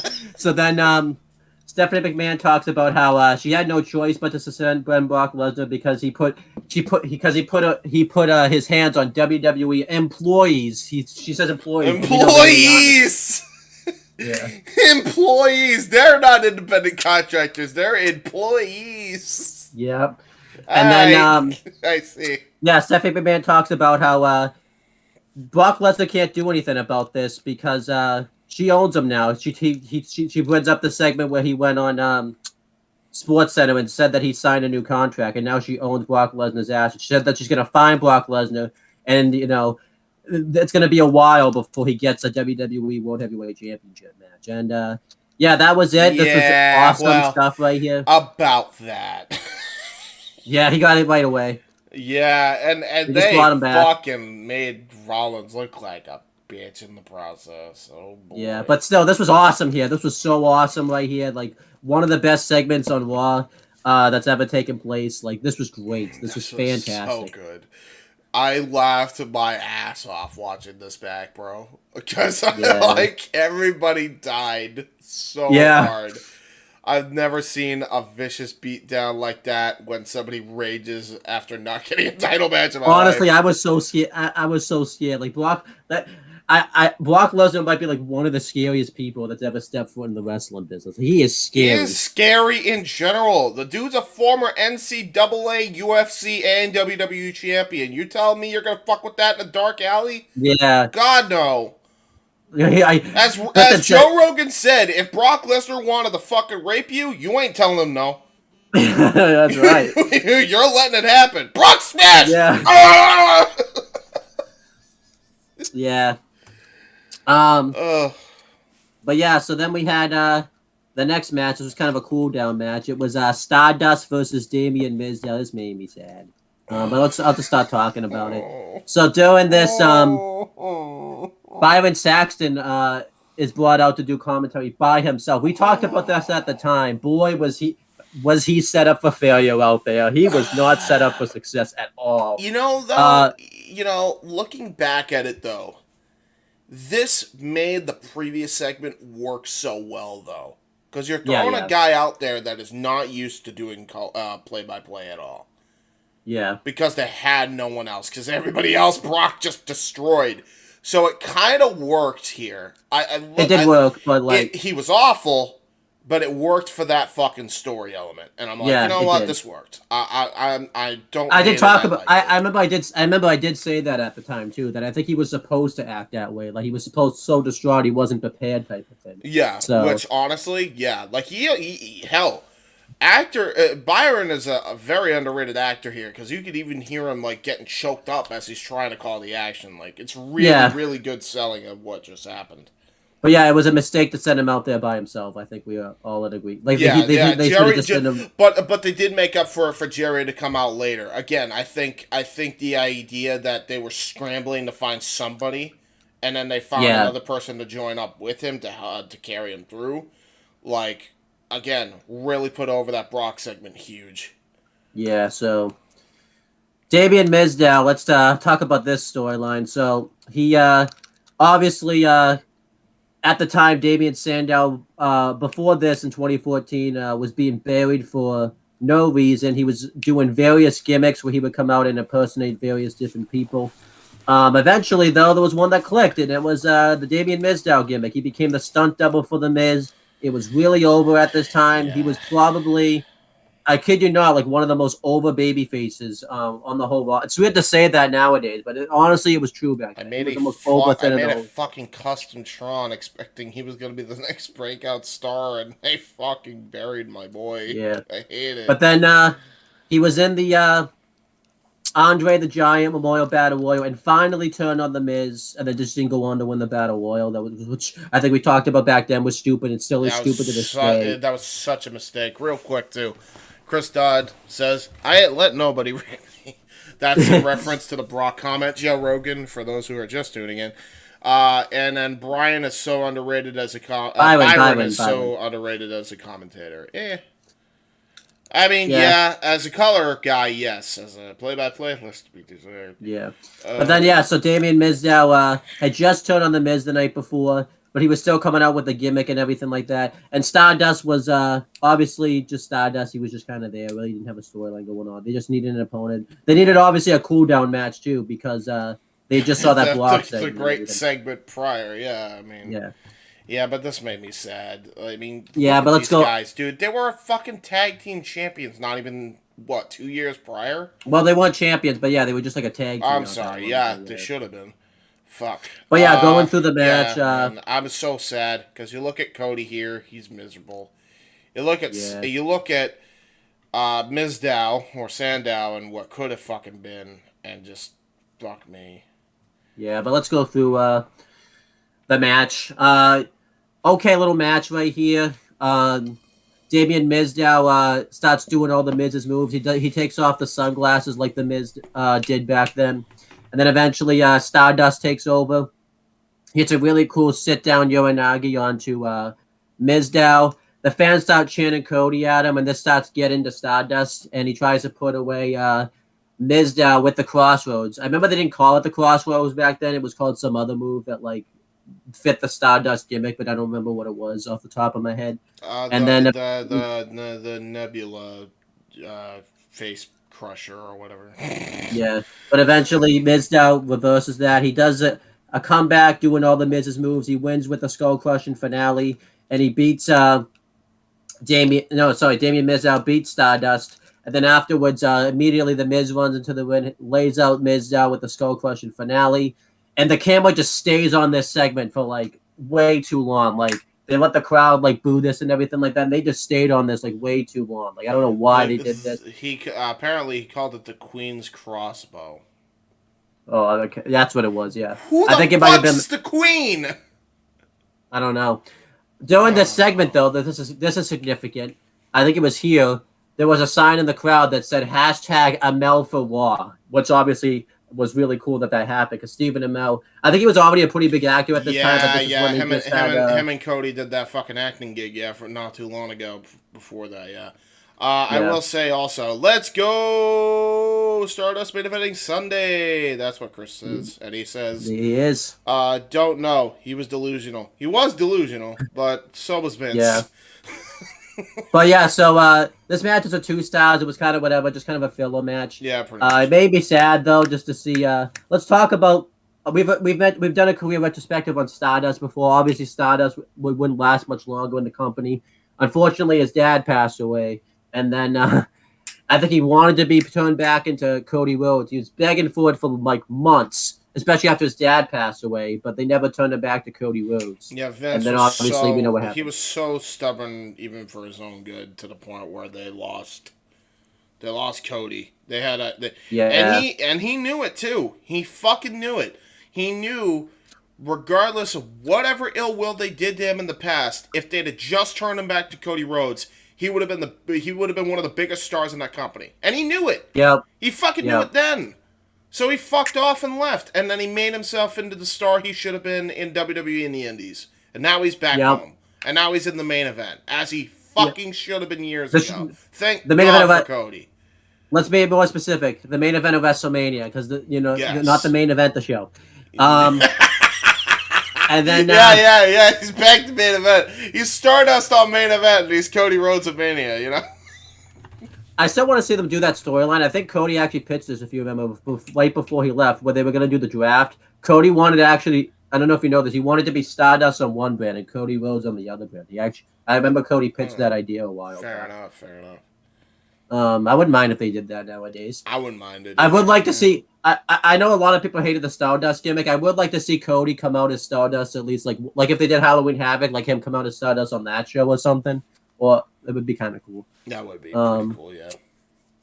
As for I'm gonna let you break down the career retrospective of Damien Miz because we've never done a career retrospective on Sandow. Do you want to talk about a career retrospective on Mizdow? Because I think you've been waiting to kind of talk about the retrospective on Damien Mizdow. My boy got buried 6 feet under because they would get him to go back to Damien Sandow. He got the best reaction ever after he lost to The Miz and lost the rights to The Miz name. So he went back to Sandow. The crowd went bonkers for him. And he said, "You're welcome," for the first time ever. He was super over. And then all of a sudden, Axel came out. And then they had a feud, somewhat.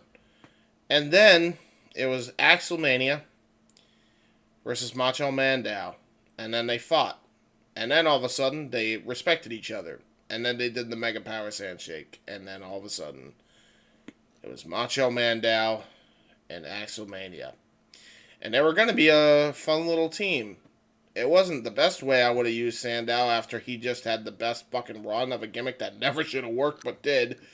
But they were going to have a fun little thing.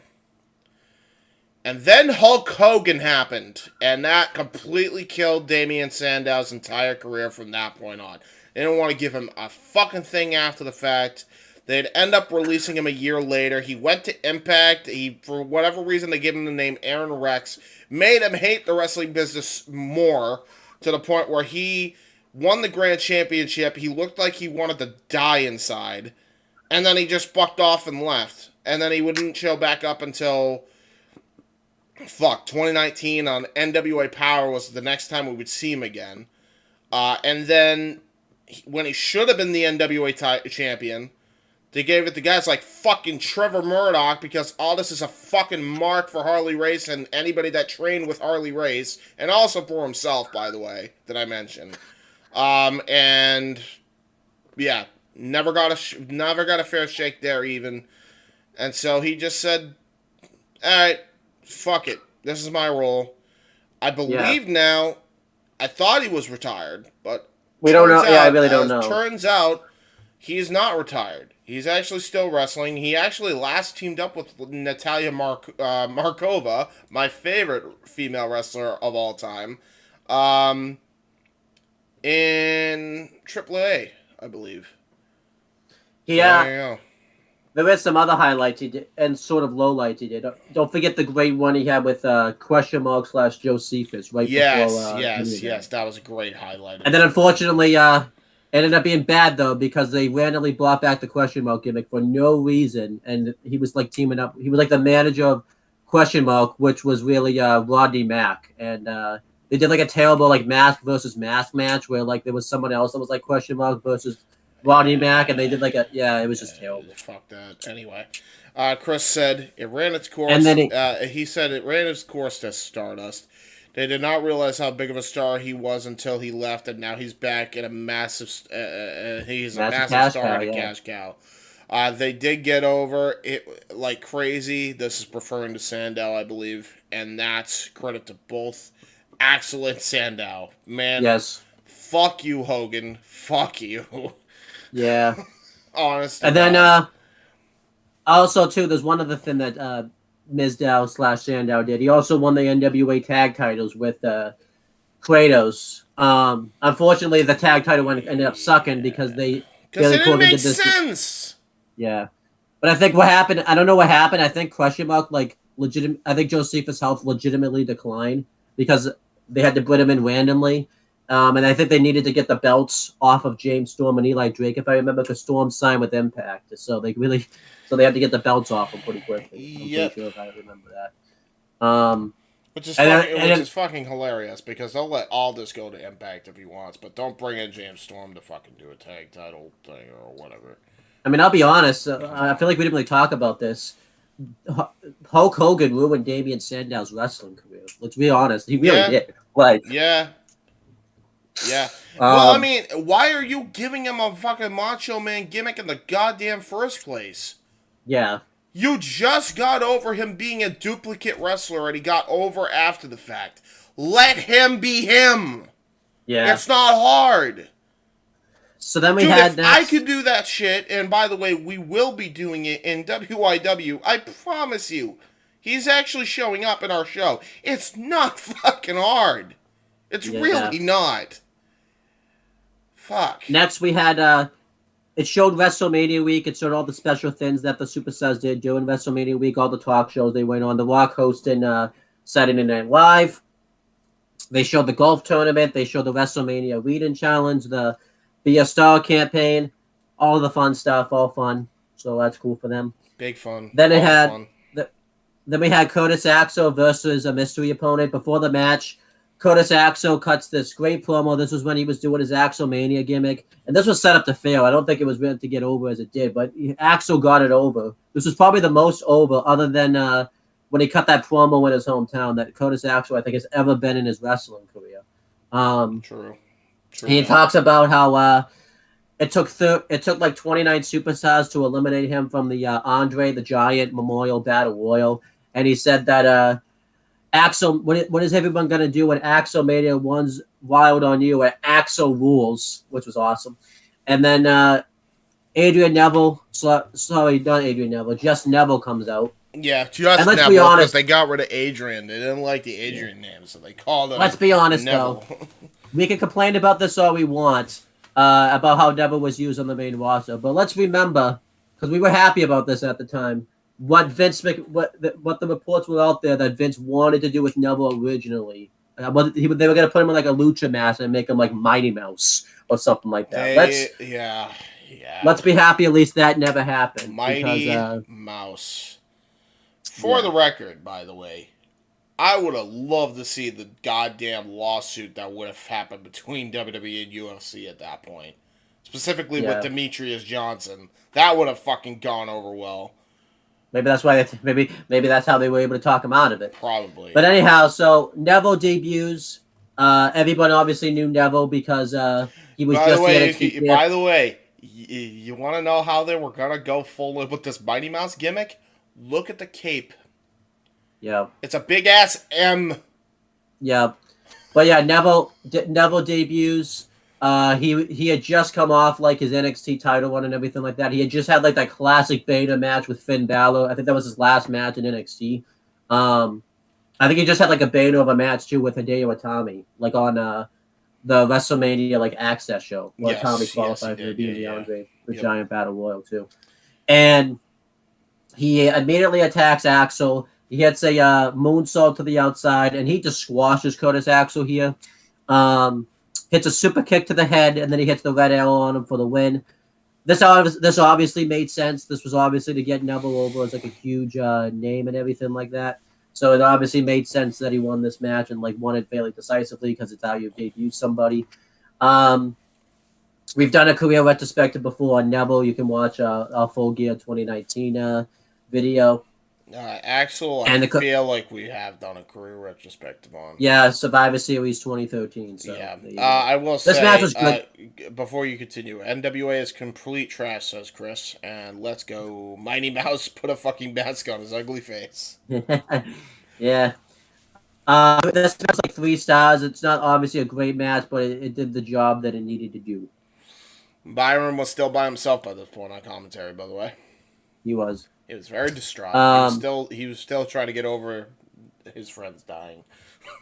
Yeah, I think at this point, it's here that they mentioned that like Michael Cole had some like injuries or something. Like they were giving us updates on Michael Cole like throughout the show and stuff. Not JBL, not. What about Jamie Allen Booker T, who also got fucked up? No, Michael Cole, because he's not a wrestler, and he's an employee, so he deserves, the fucking recognition, I guess. All right. But yeah, what'd you think of this match and everything like that? It was fine. Good showcase for Neville. Then we had the first ever John Cena's United States Championship Open Challenge. John Cena had just won the United States Championship the night prior, and this was the start of that awesome John Cena United States Championship Open Challenge. I'll just talk. We haven't really been able to talk about it. We obviously talked about it about the time, but I know this is a little bit of a retrospective because let's just be honest. Cena retains. We'll talk about the match and stuff later, but I really don't think anyone really realizes now like how significant these challenges were because this was John Cena's last stint he pretty much did as a full-timer. Like this was like kind of like even though he would win the matches, getting the next generation of talent over in banger matches with him. Yeah. So, but like I really don't think really, really smart booking here. Yeah, even though John Cena didn't retire and everything like that, I kind of consider this like the retirement tour of John Cena, the full-timer pretty much. This was his last stint he did as like his final guy he put over as a full-timer was AJ Styles, and that was after the U.S. Open Challenge. Yeah, so this is like these U.S. Open challenges were great. Honestly, like we thought the mid-card titles were going to get utilized well because everyone was really excited what was going to happen with the mid-card belts. Since we had Daniel Bryan as the Intercontinental Champion. John Cena, like honestly, the US champion, yeah. Everybody, I think, except like the Divas title, everyone was pretty happy with the champions at this time, which was very rare in the Vince era at this time. Like everyone, for the most part, it was a really good class of champions after Mania 31. Like really good. Yeah. It was awesome, actually. And then, but yeah, John Cena comes out. This is when he debuted. or like brought back the Champ is Here shirt, but instead of it being the WWE title, it was the United States title. And everyone's I still one of the worst shirts WWE ever made to this day, whether Yeah. it's US or WWE. It was just so lazily put together. Like, was. Arial black font and an arrow pointing down at the title. Like, fuck Yeah. off. At least try. At least try. But John Cena, the crowd was chanting, was singing the song "John Cena sucks" because this had just started happening. Obviously, because everyone legitimately hated Cena at this time. They still sing this song, but I think it's kind of like the Kurt Angle respect, where they just say it out of respect for Cena now. Yeah, pretty much, yeah. Chris Dodd, I believe he's not in the video. He probably had to do something, but he did say one last comment. He said he put over young talent like crazy here. Yeah, he did. He is. He's still here. Why does it say there's no concurrent viewers? That makes zero sense. But yeah, even though I also have it open too, so it doesn't yeah, make fucking sense. hell. But Or when he did not have the title, it pointed to his dick. Oh my! Yeah. Hey, it's better than Sin Cara in his Raging Boner T-shirt. That was the thing. Yeah, but anyhow, so yeah, John Cena comes out. He talks about how he points out that the crowd obviously isn't a big fan of him right now. He talks about how, regardless of that, though, when I won this U.S. title, I said that I wanted to make it the championship to fight for and make it a symbol of excellence. So I issued an open challenge earlier today, and everyone's thinking, the commentators are really putting over that it's going to be Rusev that accepts. Since he just beat Rusev for the belt, it only makes sense that he would accept the open challenge. But it's not Rusev. At the time I saw this too, I knew it kind of wasn't going to be Rusev because I'm like, yeah, it's going to be someone else that accepts. I thought they'd do something like backstage where like Rusev was about to accept, but he would get laid out or something. But that instead, who comes out and accepts? It's none other than Dean Ambrose. And Dean Ambrose was walking gingerly because he had just had that classic ladder match the night prior, and this was when he got put through the ladder by Luke Harper. Yeah. So Dean Ambrose was walking gingerly. I will say, even though they were dropping the ball with Ambrose at this time, but he was so over anyways at this time that it really didn't matter. I mean, it did matter, but I'm just saying, Ambrose was so over and like such a talent at this time that like, and they were dropping the ball with him pretty bad, but it wasn't as bad. Like it would get worse, obviously. It got way worse. Yeah. But so they were still. I know a lot of people will say, yeah, he did become like a big star, but it really should have been different. It's really hard to believe. Like Dean Ambrose still looks pretty jacked here and stuff. The Dean Ambrose we see back then and the John Moxley we see today is just it's night and day. It's night and day. Yeah. You could tell he's way happier now than he was back then, even. Even though what he just said recently might say. The lunatic friends. Do you like the gimmick? The match starts, and during the match, Jerry the King Lawler comes back out and joins. Well, he doesn't come back out, but he comes out to join commentary with Byron Saxton. He just coincidentally happened to be there, by the way. That was They obviously brought him out there. Yeah. Yeah, like again, it really got over that Brock segment because it's almost like they just got Lawler type of thing. I love that aspect of it. I liked. It was kind of weird though because anytime they cut to the commentary, like on camera, they made it seem like they were never sitting down. They had to stand the whole time because they still had the announcers table like tipped over. But you could clearly tell they sat down at points because when you would just see them like commentating the match, like doing the matches and stuff, they were clearly sitting down. So, yeah. Yeah. By the way, or as Rusev called him one time, lunatic with a fridge. Oh yeah, he did say that. He did. But going through the match, it was awesome. They start chain wrestling with each other. Ambrose gets the advantage, and Cena kind of takes a breather to kind of collect himself, and then eventually, Cena does the 5 moves of doom. He hits the protoplex, and he goes for the 5-knuckle shuffle, but Ambrose kicks him in the head. He goes for the rebound. By the way, never forget the 5-knuckle shuffle is this. Is what? I can't see it because my blue snowball's on the way. Wanking. Oh. But yeah, he goes for the rebound lariat, but Cena counters it into the protoplex, and then he hits the 5-knuckle shuffle. He goes for the AA. Ambrose counters it into the rebound lariat.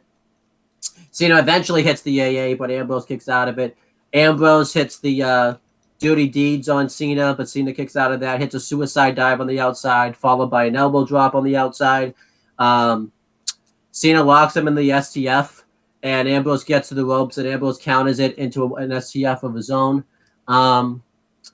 Admittedly better than Cena's. And then Ambrose hits he was supposed to hit he hits a tornado DDT on Cena, but he had to like pull Cena closer. And then he hits the ultimate like power bomb off the ring. This did get messed up a little bit because I think Cena was a bit too heavy for Ambrose to lift, so he just had to end up doing like a regular power bomb out of the corner, but it still did the job. Of course, the fans blasted Cena for screwing this spot up, but this was not John Cena's fault. Yeah, this was not Cena's fault at all, though. No, it was just a botch. Ambrose wanted to try to lift him, and he could not lift him. And then eventually, Cena eventually hits the AA on Ambrose, and he retains the United States Championship. Obviously, it made sense for Cena to win because he just won the belt. Really good match, though. I like that they're going to be showcased. Yeah. And again, this would just be the start of what he would end up doing for a lot of the young talent going forward. Like, he put over... Yeah, this is great. He put over Owens huge. He put over Sami Zayn huge. He put over so many guys that were coming up from NXT. Had really good feuds also with Rusev with the belt. Matches would actually get better as that feud went on too. Like, they actually did a really good job with those matches. Very good stuff. Cena's U.S. title run is like legend, and it was like the thing that saved Raw when it was just in the doldrum state, bro. Yeah, I give this like 3 3/4. It was very good stuff. Yeah.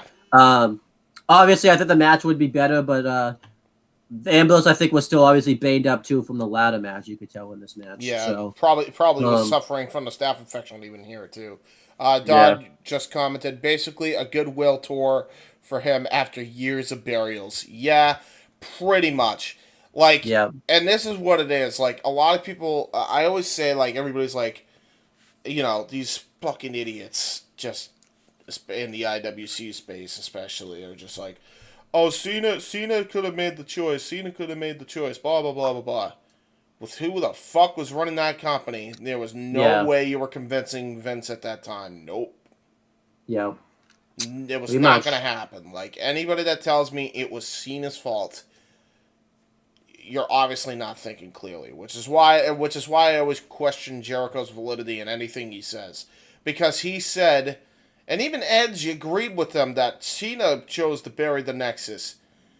You fuckers know that's not goddamn true. Yeah. You know who was running the goddamn company at that time.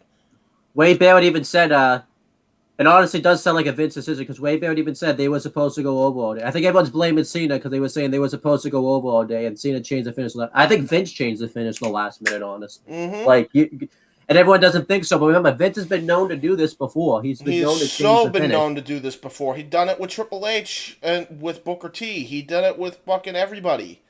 And it's come out slowly but surely over the years. Don't assume you know what the actual wrestler's MO is.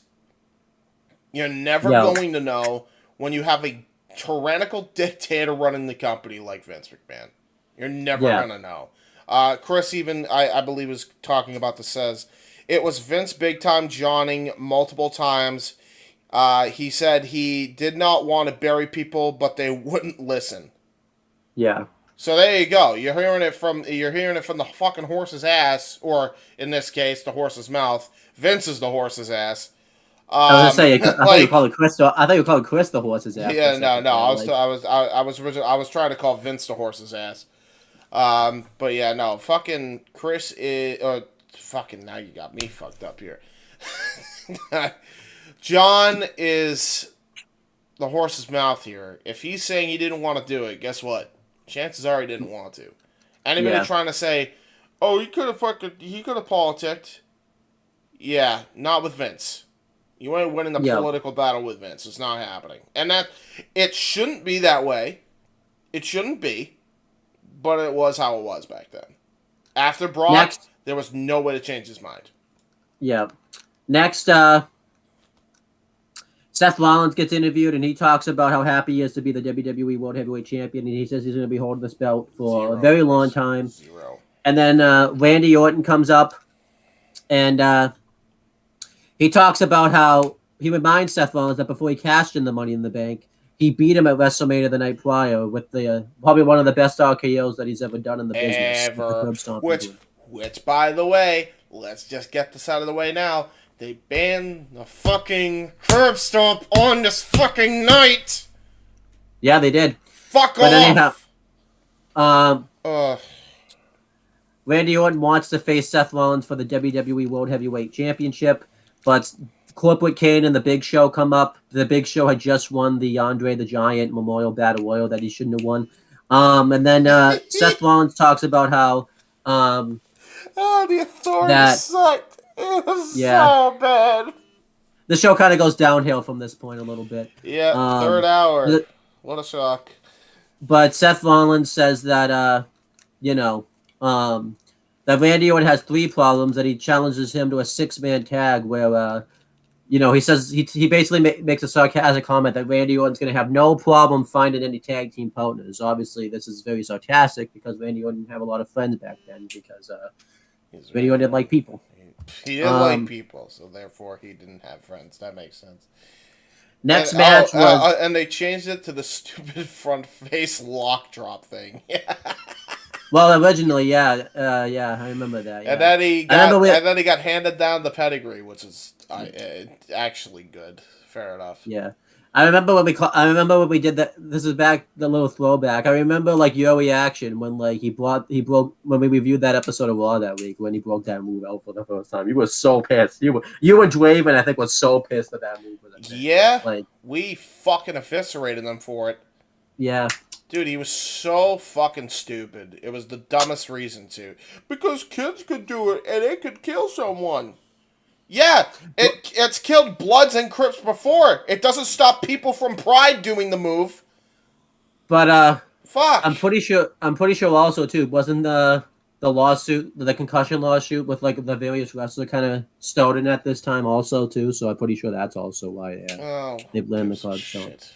Yeah, the lawsuit that didn't make any that didn't have any legality because half those fucking people were not even in WWE when the lawsuit happened. Yeah, sure. And I'm not. Next match. And I had autism from a doctor with a shot in my arm. Fuck off. Next match was 6-woman tag, so it's great. This just shows how Vince doesn't think.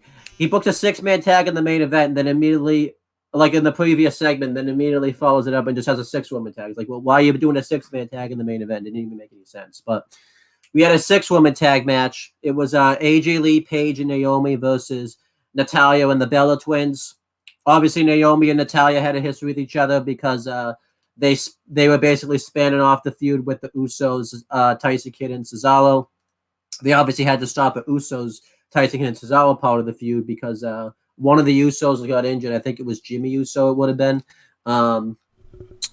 Which is why the Usos didn't really do much in 2015 because they didn't come back till later on. They never fucking treated the Usos right. I don't think they treated the Usos right until 2016 when they turned heel. That's when they finally found themselves. I don't know why it took that fucking long, but I think a lot of people would turn on the Usos because obviously they were aligned with Roman Reigns, and they didn't like Roman Reigns at this time. So anyone aligned with Roman Reigns, unless it was a well, I get why they fucking did it though, because goddamn, at least they were doing something, and they were in a main event program. Yeah, and then the Bella Twins, AJ Lee and Paige, had a history. They just had that tag match at WrestleMania that was pretty good. And AJ Lee and Paige had a history with each other. This was not even a year after Paige had debuted on the main roster and won the Divas title for the first time. Going through the match. So at the time, I think when we talked about this match, I think we liked this match because this was at the time, if you remember, where the Give Divas a Chance thing was going on. I'm pretty sure they had a 2-minute match where it was where there was Paige and Emma versus the Bellas, and everybody chanted "Give Divas a Chance." So Yep. I think it was Vince or Stephanie, I forget which one, chanted, "We heard your voices. We'll keep watching. We're listening to you." And it led to longer diva matches, which we liked at the time. Which But would now then this is the turn bit. into women matches. But this is not. But this is where I watch this in hindsight. This match is really long. It's really boring. Really, really boring when you watch it back now. Oh yeah, Um, yeah. it was honestly like Vince They, thinking he thought he fixed a problem, but really well, didn't fix it. he didn't know. Yeah. The problem was like you buried all these other women in short matches and lingerie segments for so long. By this point, Yeah. you needed to get women from NXT to give it the shot in the arm it needed to really change anything, which they then did. And they also fucked that up because they tried to bring up a bunch of them at once. Yeah.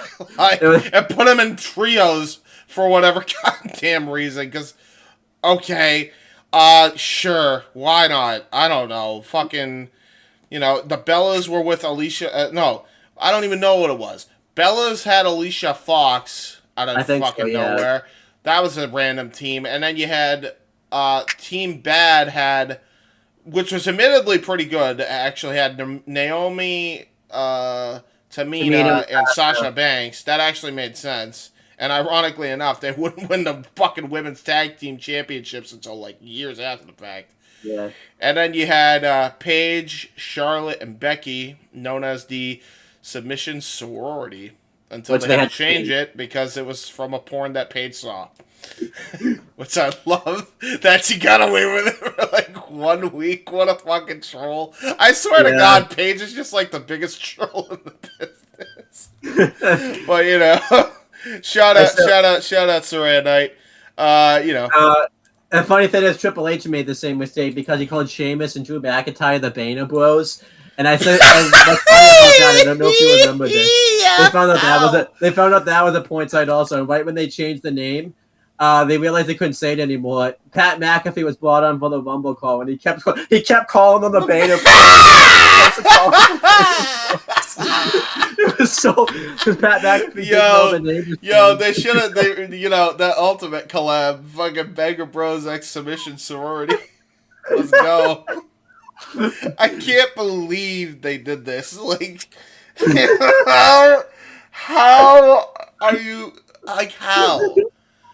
Who came up with the Banger Bros concept? You had a team name, the Celtic Connection. Just go ahead. Why did they have to call them Banger Bros?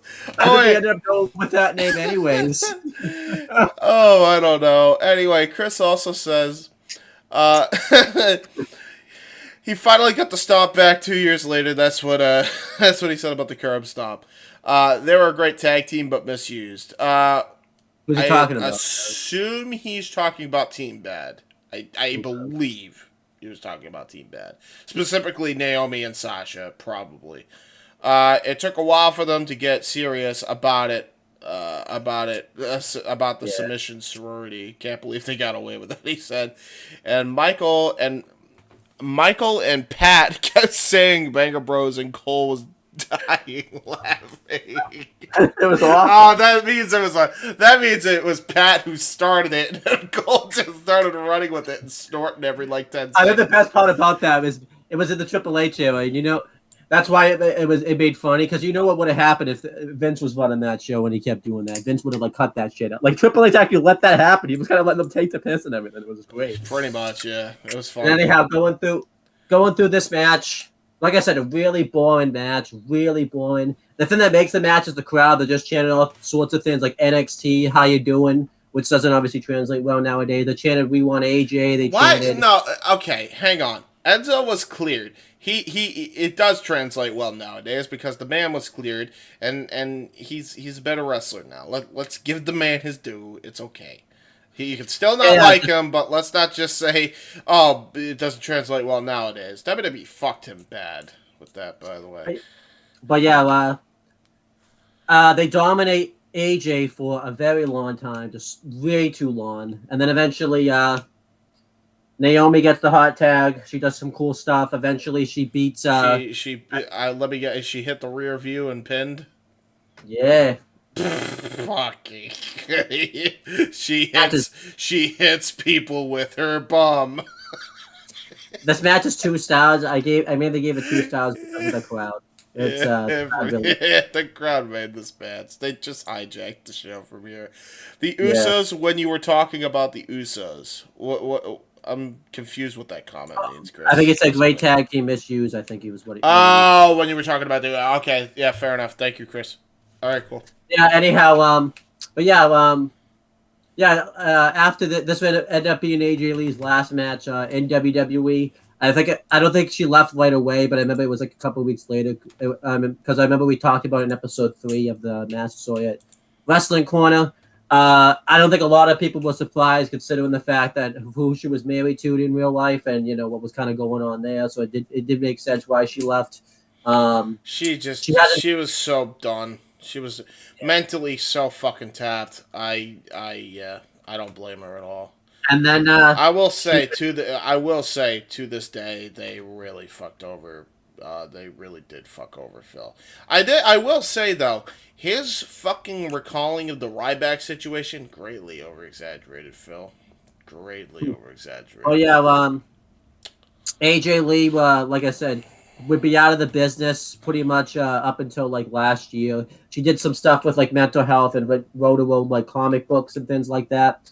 Then now she's like a main producer and like does commentary for the WOW wrestling promotion, which looked like it was gonna get off the ground, but then the Tessa Blanchard stuff happened and kind of kicked that again. So, and then as for Paige, because we haven't done a career retrospective on Paige. Well, she would have a few Divas title matches after this with Charlotte and Becky and the like. They did that really bad angle with Charlotte and her. We don't. Less said about that, the better. She got into a very abusive relationship with Alberto Del Dipshit, El Scumbag from the River. He was living in the van or something. I don't know. She would break it off with him.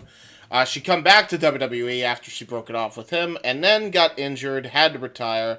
That was fucking gut-wrenching, I'm sure, for her. And then, after years away from the ring, she got cleared by all sorts of medical doctors to come back to the ring. Before that, though, she did do some non-wrestling things in WWE. She was the SmackDown general manager. She was the second best manager, only behind William Regal. Yeah, that's fair. And then she was the manager of the Kabuki Warriors that didn't make any sense. And then which they then turned on her. Which I don't know.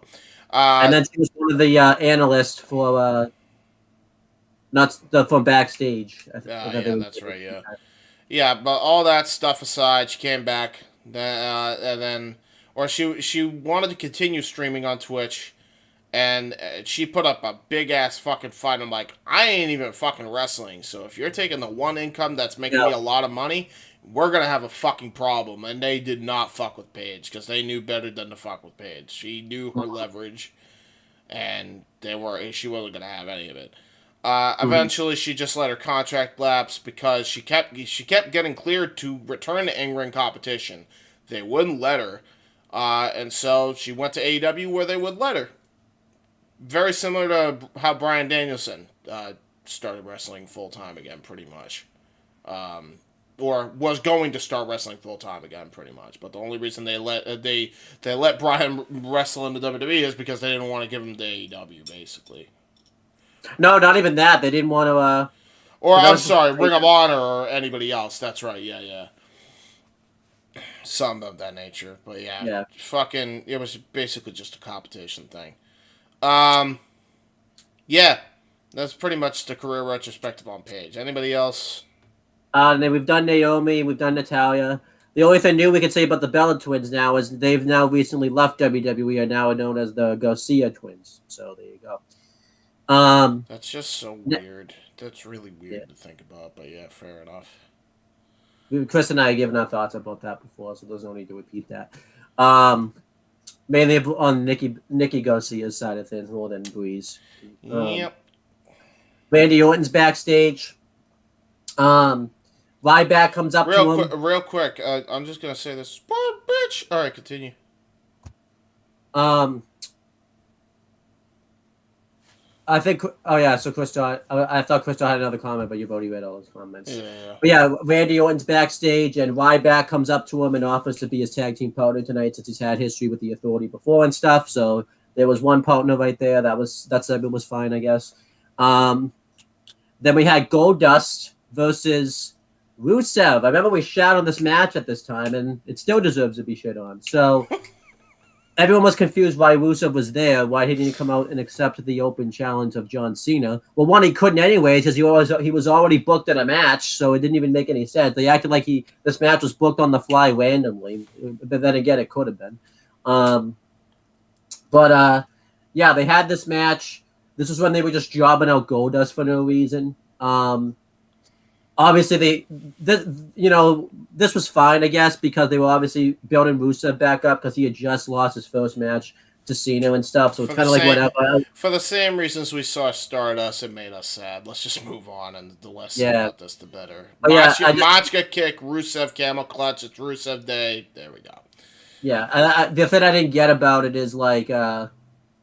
If you wanted to do this with Rusev, fine, but why did you have to throw why not just have him face Festival and Enhancement Talent? Why do you have to sacrifice Goldust here? It didn't make any sense. I will say, because I don't know if we've ever have we done a career retrospective on Miro before? We have not. Okay, so I'll be quick with this. In 2015, he would proceed to then get into the worst storyline ever, where he dumped Lana, and then Lana dated Ziggler, and then all of a sudden, Rusev was dating Summer Rae, and then they had a fucking mixed tag match that was god-awful, and then, because Lana and Rusev realized how god-awful it was, they got married in IRL. Vince hated it because apparently he really didn't like that he couldn't fucking fulfill his fantasies with Dolph and fucking Lana, which they were uncomfortable with doing with anyway, as we would find out fucking years after the fact. And Rusev just looked miserable also. Yep, so they fucking got married. They were done with that bullshit because they weren't going to allow what happened to fucking Mark Marrow and Sable all that time ago. And Vince punished him for it until Rusev got over with Rusev Day, and it was super over with him and Aiden English. And then they buried him again by having him and Aiden English break up, and they never mentioned it again. They never gave him the U.S. title and gave it to Jinder instead, because God forbid we needed another Jinder push. And then they did the cuck angle with Rusev and Lana again, this time with Bobby fucking Lashley, which nobody wanted to see the first time, so why are we rehashing this again? And then Rusev was so sick of it that he said, you know what? Fuck this. I'm gone. And so, because he fucking left, they made Lana look like an absolute dumb shit by having her continuously challenge Nia Jax, even though she got hurt every time. And I'm not talking about, this is in kayfabe, not IRL this time. So they had her look like an absolute dumbass. The only fucking redeeming part of that whole feud is my hole. If you know, you know. And then fucking Lana just decided to retire from the industry, and or at least for the time being, and not show up on AEW programming or WWE programming since her contract lapsed or got released during the pandemic cuts. One of the fucking two. That is the entirety of the career retrospective of Lana and Rusev. Oh, well, and Miro's in AEW, won the TNT title, and actually looked pretty cool. I feel like they kind of done. I mean, in my opinion, I think they've done Miro a little dirty. Like, they did. Well, they though. Like in the beginning, yeah, they're doing him dirty now. But in the beginning, he wanted to show that he could do more than just be a serious guy. Yeah, he did that. And then he wanted to show he could be a serious main event talent. And he did that with the TNT title. All in all, and he had a killer match with Bryan Danielson to cap off that whole fucking initial run. He did, yeah. So all in all, thumbs up on the run. But yeah, I wish they would do more with him, is all I can say. Although, I can understand why right now it's really hard to book him, because then you have to put a lot of other shit on hold. I kind of get where Tony's going with that. To be fair. Yeah, that's fair. But you know, fucking, you have Ring of Honor. No reason you can't put Ring of Honor in the Ring of Honor title division. I'm just saying. Or the TV title division, because him and Joe would Yeah, have that. TV title. Oh my fuck yeah, yeah. But anyhow, Ever noticed, by the way, the fucking big guys win the television titles and the fucking smaller guys win the world titles? I don't know. well, Claudio's a pretty big guy. Yeah, though. he's a pretty big guy, I guess. Yeah, fair enough. I will say this. I feel like no one really understands the true talent of Rusev sometimes. Like, look at Rusev here. Like, no one cared about Rusev back then. All they cared about was Lana. Boy, did that Rusev change everybody's mind later on. Like, Rusev is such a talent. Like, I know a lot of people. Yep. Ralph Mello was a talent and everything like that, but maybe it was just the time. I honestly think if you had the Rusev and Lana thing back then, Rusev would honestly have been able to overcome it even back then. That's how much of a talent Rusev is. He's such a talent. He's so fucking good. He's so good. Like, think of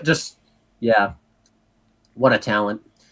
Then we had the 6-man tag. They just go right to the 6-man tag. There's no segments before this. I will say one annoying thing of the show, because this just shows how Vince couldn't utilize his 3 hours properly. They show the Brock Lesnar beatdown 3 times. Like, it was fine to show it once. Night afterwards, yeah. Dude, he booked this like it was an episode of Thunder. Yeah. I told you, that third hour of Raw was always rough. As you saw this week, James, Triple H knows how to do the 3-hour Raw. Fucking, dude, he maximized that time, didn't he? Fucking hell. Yeah. The only dud of the whole night was that women's tag match. And even then, at least that fulfilled the story. But yeah, it was Seth Rollins, Corporate Kane, and The Big Show versus Randy Orton, Ryback, and a mystery partner. Big Show, they show footage of him winning the Andre the Giant Memorial Battle Royal, and he stands with the Andre the Giant Memorial Battle Royal trophy out there, just really stupid. I remember they would do this like every week until they decided, we're done with this. We don't need to talk about that anymore. I was the son of the Giant in kayfabe until I wasn't, so I do Andre pose. Yeah, that was it. The mystery partner, I don't think anyone was surprised about this, was Roman Reigns. Massive booze. All the booze. I do think he was cheered a little bit because I think a lot of people were legitimately impressed with his performance at Mania. But it doesn't. But I think the cheer lasted maybe 5 seconds. I think. Then they realized, oh, it's Cena 2.0. It's still Shield Roman. Yeah. Yeah, it was over then. Like, you look at Roman Reigns back then, like. Look at him now. Look at him now, and it's like night and day. And I hate to say, I think we talked about it. The way he is now, he should have been back then. Imagine how much of a star. Like, he's a pretty big star now. Imagine how big of a star he would be if he did the. I'd argue that they should have. I still argue that they should have tried to force the agenda for 2 years, so that way you get maximum heat possible for when he beats the Undertaker, then turn him heel the night after. I always thought that was the way they should have fucking gone. Yeah. That's, like, as great as the Tribal Chief is now, do not get me wrong, it would have been way better had it happened in 2017. Way goddamn better. Yeah, especially because the thing was, because the crowd actually would have booed him, because that was the thing. Dude, they hated him. It took how long for him to get the fuck you Roman chance again? It took till Royal Rumble. Yeah. That took a long fucking time for that heat to come back. Oh, imagine this too, because Braun Strowman. Imagine Braun Strowman, because Braun Strowman was white hot. Babyface Braun Strowman versus heel Tribal Chief Roman Reigns. Oh my God! Yes. That would have been money. Oh Jesus, that would have been Face Samoa Joe versus heel Tribal Chief Roman Reigns. Yes. Especially the Samoa Joe that had that match with Brock, or did the promos for Brock. Fuck. Think about how much better that 4-way match would have been at SummerSlam. God, yeah, and that 4-way match was great. Love that 4-way. But how much big meaty men fucking crashing through shit. And if you remember too, Seth Rollins back then was on fire back then. Face Seth Rollins back then versus heel Roman Reigns, that would have been money. Oh, dude, yeah. There's a lot of great things they could have done, man. Yeah, but anyhow, product would have been way better. I'll tell you that. Yeah, Roman Reigns. Yeah, he comes out. Everybody starts brawling with each other. The faces dominate the heels for a while. Eventually, the heels take over. Fans crap all over this match because I think the only person they like in this match, ironically enough, is Seth Rollins and Ryback. Everybody else is a WWE forced product that they It's forced down so our throats. crazy that it's Ryback. It's Ryback and Seth. Holy Yeah. shit. Yeah, but, All right. yeah, because everyone chanted we wanted Ryback, feed me more type of thing and everything like that too. Like it's crazy to think about, but Ryback was over. He was back over. He was over. I mean, it's fucking well considering the fact that he was a part of the storyline with everybody else in the Authority. I mean, yeah, he was super over. Yeah. So, and then they turned him heel. Then they turned him heel later. I'm like, what the Yeah. fuck? I mean, I guess because of the Elimination Chamber kind of ruined him. Although it Yeah, that did a lot of it did damage, kind of ruin everybody else in the match. But yeah, not really. I can't really even blame that on the E. That was just the fucking really bad circumstance. Yeah. I don't know. But anyhow, but yeah, they dominate Randy Orton for a while. They get the heat on him for a long time. Fans start doing the wave during the match. Like, they're legitimately doing the wave. Like, it was awesome. Like, it was great. Yeah. Lawler was loving it. Byron Saxton was loving it. It was great stuff. I will say, though, not a single wave. Not a single goddamn wave for the go home WrestleMania. I wonder if we see it after on the Raw after Mania. Well, let's be honest. They had stuff to actually get invested in on the go home. Exactly. So need to do a wave. Exactly. So I wonder if we'll even see it this year. I don't think fans are gonna hijack any show this year because they actually like what's going It's on. almost, you know all that fucking time where people said, "Oh, fans hijack the shows and the fans are the fucking problem." It's almost like when you fucking put effort and book your show properly, the fans don't hijack your shit. Oh my god, what a concept! Yeah, but eventually Randy Orton hits a superplex onto Seth Rollins. He gets the hot tag on Roman Reigns. Massive boos all over the place. This dude's just getting booed massively. Booed. Yep. Eventually, he he does a cool thing where like the Big Show goes for a choke slam and he jumps out of it and hits a Superman punch on Corporate Kane. That was cool. That was pretty cool, yeah. Then he eventually Randy Orton hits an RKO on Kane, followed by a spear on Kane.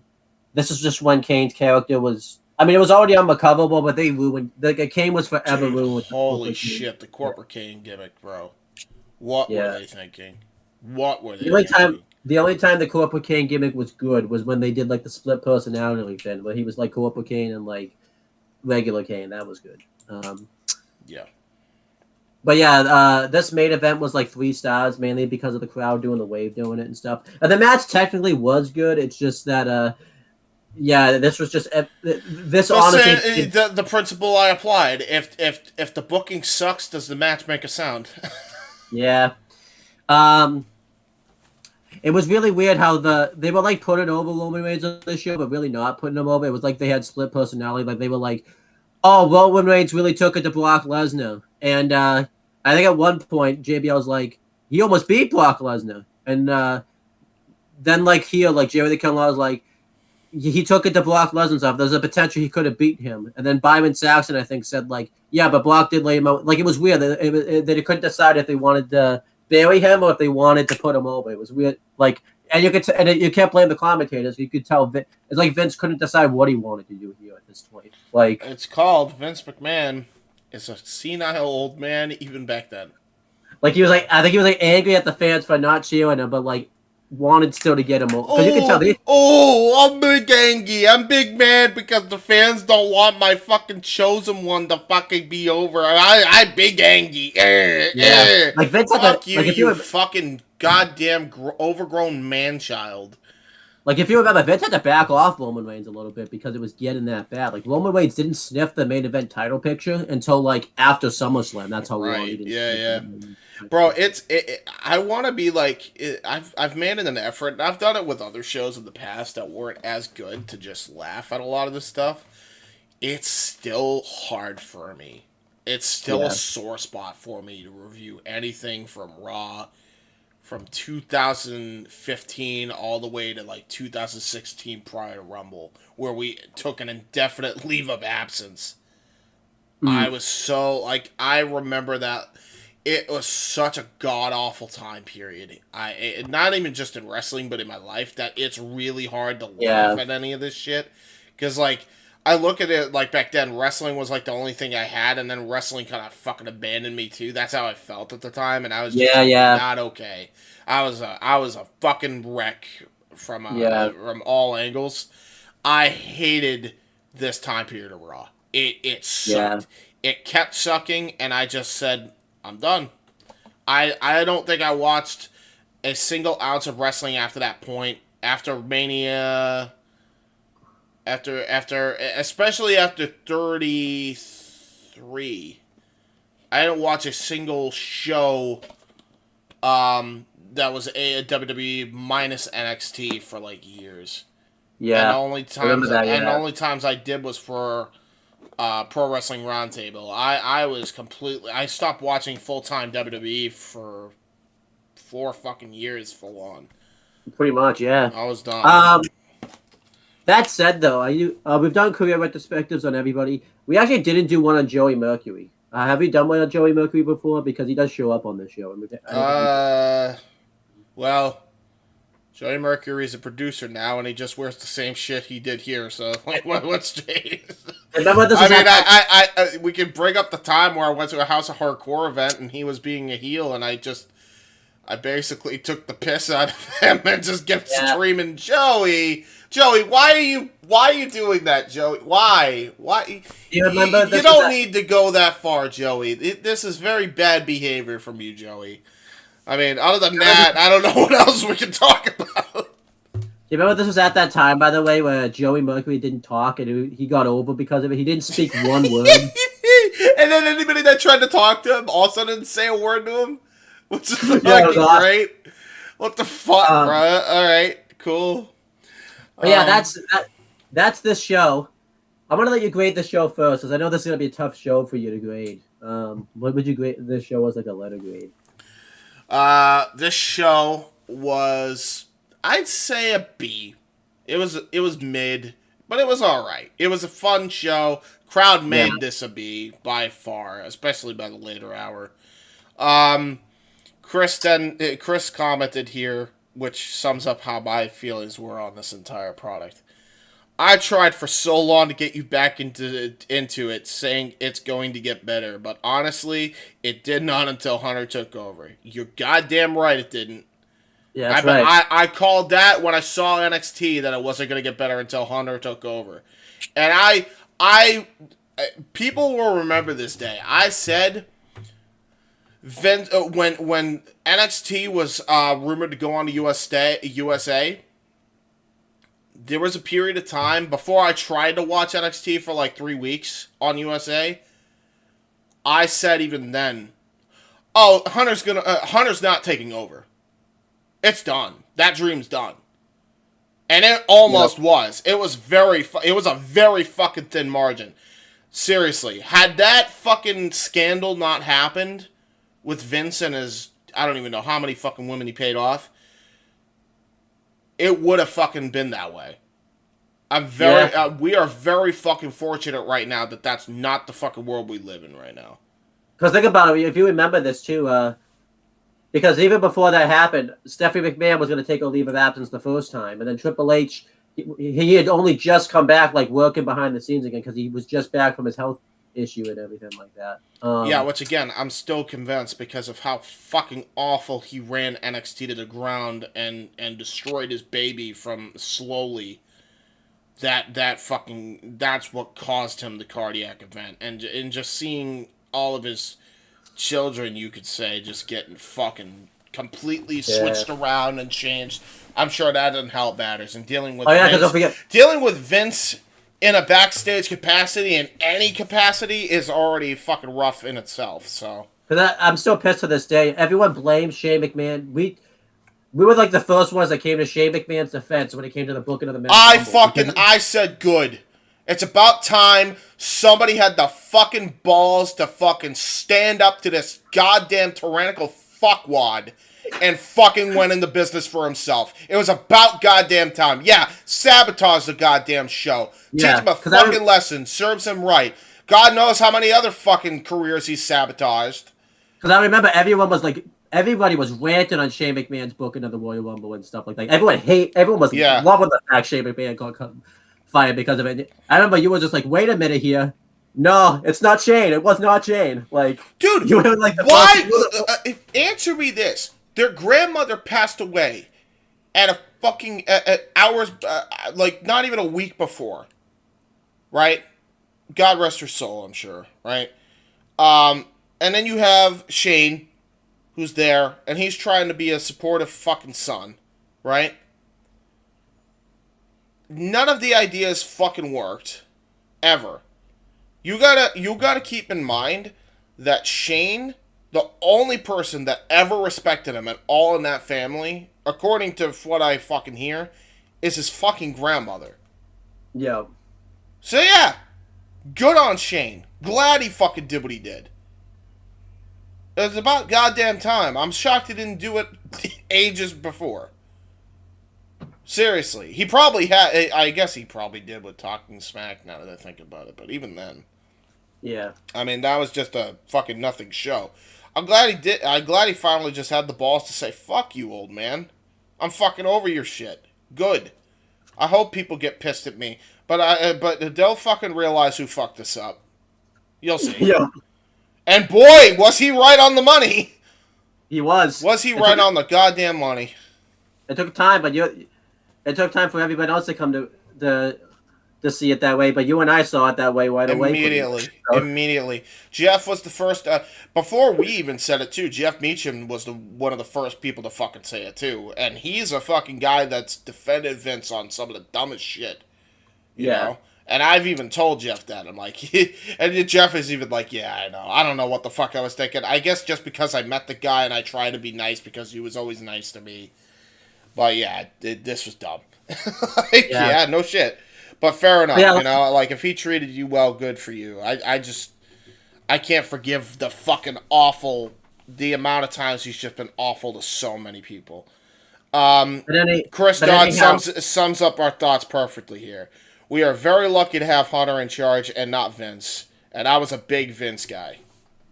Yeah. He was the opposite of what we were. We hated this fucker. Yeah, I remember there'd be like a struggle sometimes to like get Chris to see it that way. I think it just took Vince being out of the picture for Chris to kind of finally realize, like, oh yeah. It was way better, and it's been way better for a while now. Let me get my letter grade on WrestleMania 31, the Raw after WrestleMania 31. I'm gonna agree with you. I'm gonna give it a B. It really starts out like this great show, like it's like an all-time classic Raw. But again, I would say like after the U.S. Open Challenge, the show kind of you get 2 hours of Nitro, and then it's Thunder for the last hour. Yeah, what's saved by the except with the awesome crowd, saved by the crowd. Yes, awesome. Yes. It really, honest to God, probably would have been around C+, B- range had it not been for that crowd.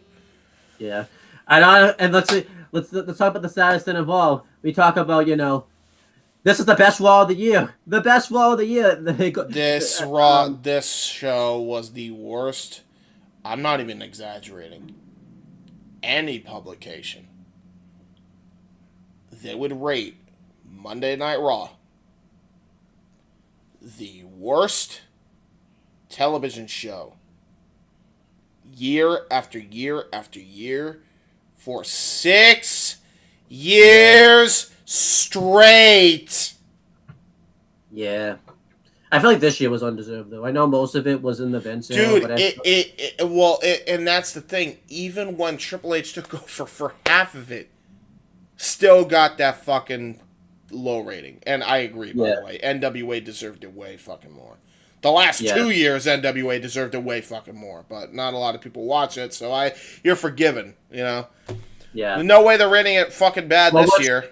No way. Well, what's NWA show? Because there's 2 NWA shows. Power or USA? Because there's 2. Both suck. I'd say Power because Power's the only thing that is even remotely good about that show is anytime Natalia Markova's on. That's it. Everything else is awful. Actually, no. I'm sorry. 2 things. Natalia Markova, for how good she is in the ring, by the way. Very underrated worker. And also how good she looks in the ring. And Odinson. Odinson is the only other good guy in that fucking show. I mean, when I was watching, I liked the the junior heavyweight division always delivered. I Up don't until the blame Ted any. Rumble. I don't blame any of the talent, by the way, with the exception Yeah. of all this, because we know he had. We heard it from the horse's ass there that he wanted to fucking make himself the big star. Good riddance, by the way. But fuck, this show's awfully booked. Like Yeah. there's no care. Like I remember when Power started, and Power was this great thing in 2019. I look at Power now, and it looks like it's filmed by like a college classroom Yeah. and like a fucking TV studio. It's awful. It's so bad now. Like there's wires everywhere. It's poorly produced.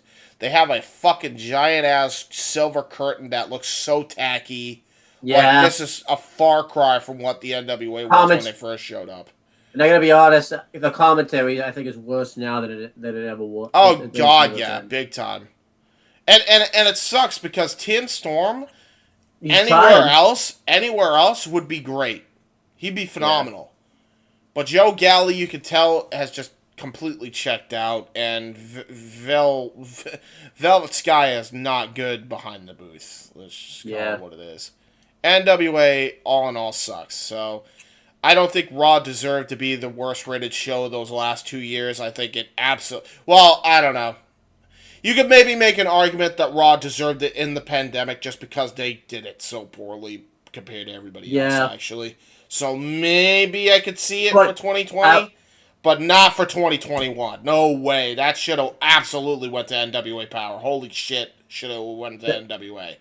And definitely 2022 NWA honestly should have won worst promotion of the year last year. It should have won. Yeah, it should have won worst promotion of the year the last 2 to 3 years. I don't know how it didn't. I don't know how it didn't. How are you gonna fucking say Raw was bad, but not NWA? NWA was like 10 times worse than Raw. That's if like your favorite indie that you saw start from the uprights, they fucking completely killed it dead. And it became Raw Diet, which is even worse. Like, it was awful. Awful fucking television. Yeah. Because at least Raw has good match. At least, even though Raw's awfully booked, at least it had good matches. I couldn't even think of a good match. They have some of the best workers in the NWA still, and they don't allow you to have good matches. Yeah. They don't. And a lot of people say, well, it's a throwback. It's a throwback. It's a throwback. It's a throwback. Like, I don't even think it's a throwback that prevents them from having good matches. It's not that much of a throwback where you cannot have good fucking matches. I've seen people have throwback matches with way better psychology. I don't know. MJF Punk, anybody? MJF Danielson? Fucking, hell, Roman, Daniel Bryan, and fucking Edge? Yeah. You're telling me you can't have an old school fuck... You had Austin Aries on your roster at one point. You had Ken Anderson on your roster at one point. You had all these other fucking guys on your roster at one point. You're telling me you can't have good matches? Get bent. Fuck off with that lame excuse. Yeah. Chris John says, get Joe Galli to WWE and replace Booker. Yeah, do you think Joe Galli... Yes. Amen, Chris. Amen to that. I don't think Joe Galli would be bad on commentary if he was on WWE. He would honestly, I think, love it. Right? I would say get Marinello back, but I don't think he deserves to be subjected to fucking Shawn Michaels NXT. But you know, Tim Storm would be decent in Shawn Michaels NXT, I guess. Oh yeah. No, agreed. Although again, he wants the NWA to succeed so bad. He's basically like the face of NWA, which, by the way, makes no fucking sense. Well, they had them fucking retire. I don't care how old he is. Why are you having him in the booth and not in the fucking ring? I know. He can still go, too. It's not like he can't go anymore. If there's one thing that pisses me off more than in 2015 and 2016 Raw, it's the NWA of today. God, it's so bad. Dude, I had to watch that fucking pay-per-view this year. The Nuff Said pay-per-view. It was a goddamn train wreck. Oh my god. Who the fuck is Scion? Mustard stained looking ass fucking goddamn condiment looking ass coming straight out of McDonald's looking ass. Who the fuck is this guy? Let's end the video. Let's end the video. Yeah, goddamn, we're going on a tangent. I actually have plugs. We're gonna go to that plug screen real quick. If you want to know anything else, just go to the fucking live chat in the last one, because I can't be asked to put any other links in the live chat. But here's what you can expect to see on FTW Productions On Demand and what's coming up. So stay tuned on that.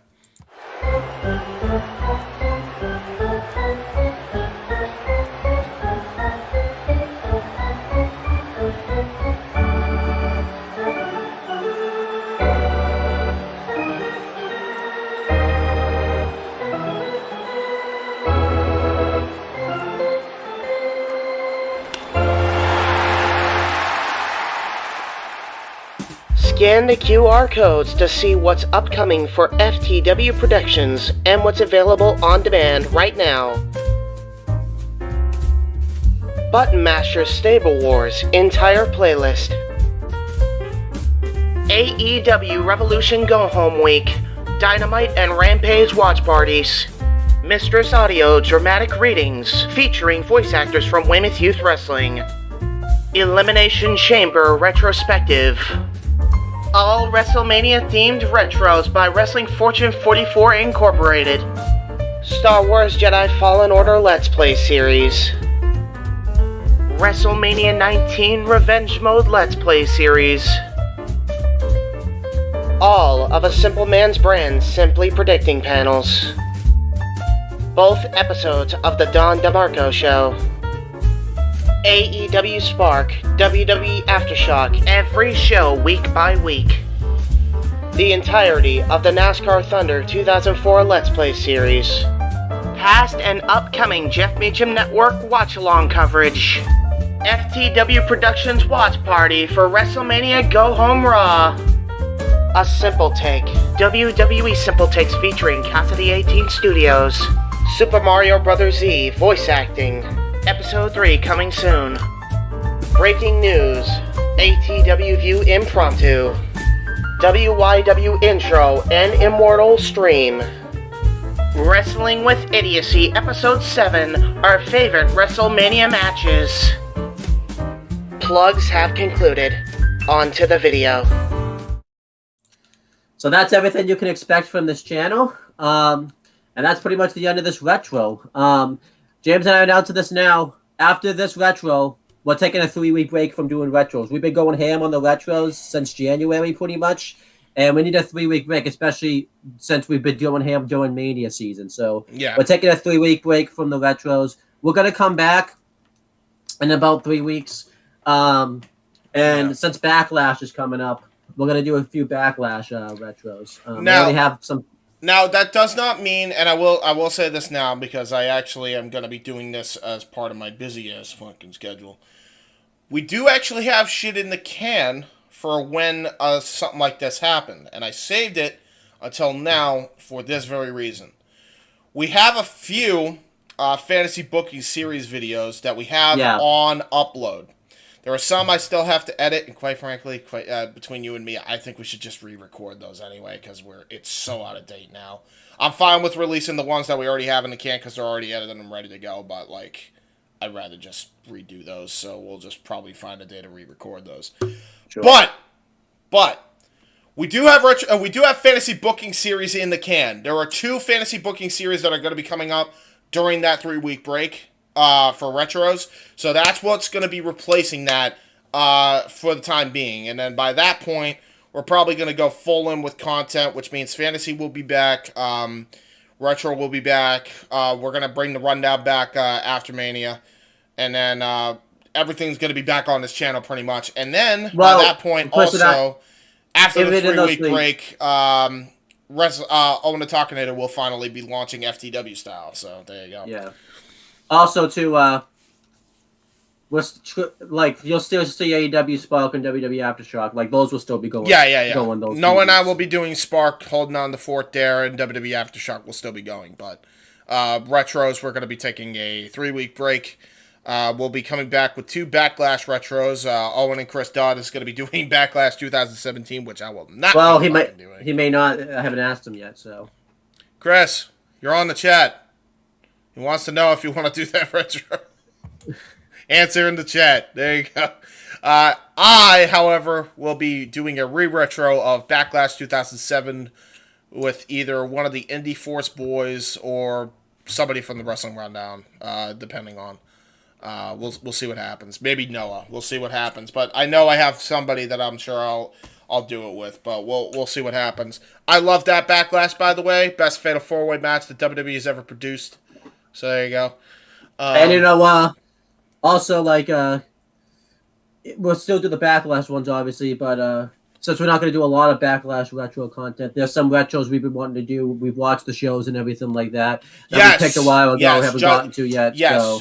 So after Backlash, Judgment Day 2000, and Royal Rumble 1998, which we tried to do for Rumble season, we just couldn't fit it in because everything kind of went to shit. Yeah. So. And One Night Stand 2006. Yes. That we want to do too. So we're gonna be doing all those. We're gonna be, and also I think TNA retros we're gonna start doing as well, because I don't think we've done a single TNA retro on the show. Yeah, they deserve some love. Yeah, they deserve some love, especially the goofy shit, which Mike and I definitely want to review the goofy shit.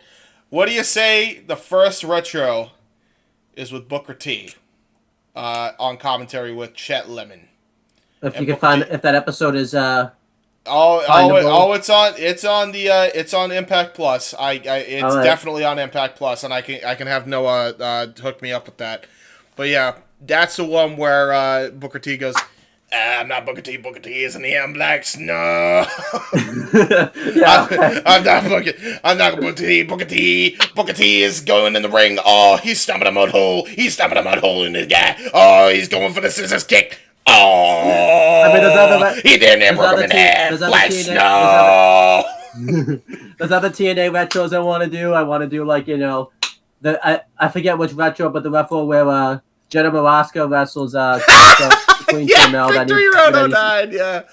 God, we can watch those shows back and how fucking awful they were. I want to do, because John's always wanted to do this, the Christmas 2007 TNA episode. Yes, absolutely. That has to be. Dude, you want wrestle crap in one fucking goddamn string of retros? Yeah, absolutely. Yeah, obviously we'll do the good TNA ones. Like, I think, what was the one you said you wanted to do? Lockdown 06 and 07 in particular were really good shows. Yeah, they were really good. Particularly 06 because 07 had some Russo-rific bullshit. That could be a balanced one. So yeah, that'll be able to balance it out. I also liked what was it? Fucking. There was I think, what the fuck was the pay-per-view after Bound for Glory? I forget. Oh yeah, I don't remember the name of it. It was the one where Kurt Angle and Nigel McGuinness fought. Nigel McGuinness was Desmond Wolfe at the time. Those matches ruled. Whatever pay-per-view that was. It was the triple threat rematch from Unbreakable 05, but in 09. It was Daniels. Yeah. Samoa Joe and AJ Styles for the TNA World Championship. So, a recommendation I have then, if we're gonna do that retro, I haven't seen the first triple threat. I think we should do the first triple threat retro. Yeah, sure. That show was a retro. Yeah, sure. Absolutely. I'm cool with it. Yeah, Unbreakable was main evented by the X Division for the first time, so there you go. There you go. But anyhow, we're just rambling now. Thank you guys for watching. Those are but again, after a 3-week break. Those are the retros you could probably expect to see at some point, yeah. Yeah, but with that being said, Owen, should I do the catchphrase or should you? Because I don't think you're. Yeah, you're gonna have to text me the catchphrase. I think. Okay, yeah, fair enough. So, since we've recorded the stuff in the past and we're live streaming in the present, we'll talk to you guys in the future. See y'all next time for some more wrestling content. Shout out WrestleMania. We doing all the classics, you heard it, then I grabbed it. Flow like Method Man, then run like I'm Rabbit. Soon as I hear the bass line, it be my FaceTime. Music's in my veins, so just in case I'm without my iPod or a media player, I'll check my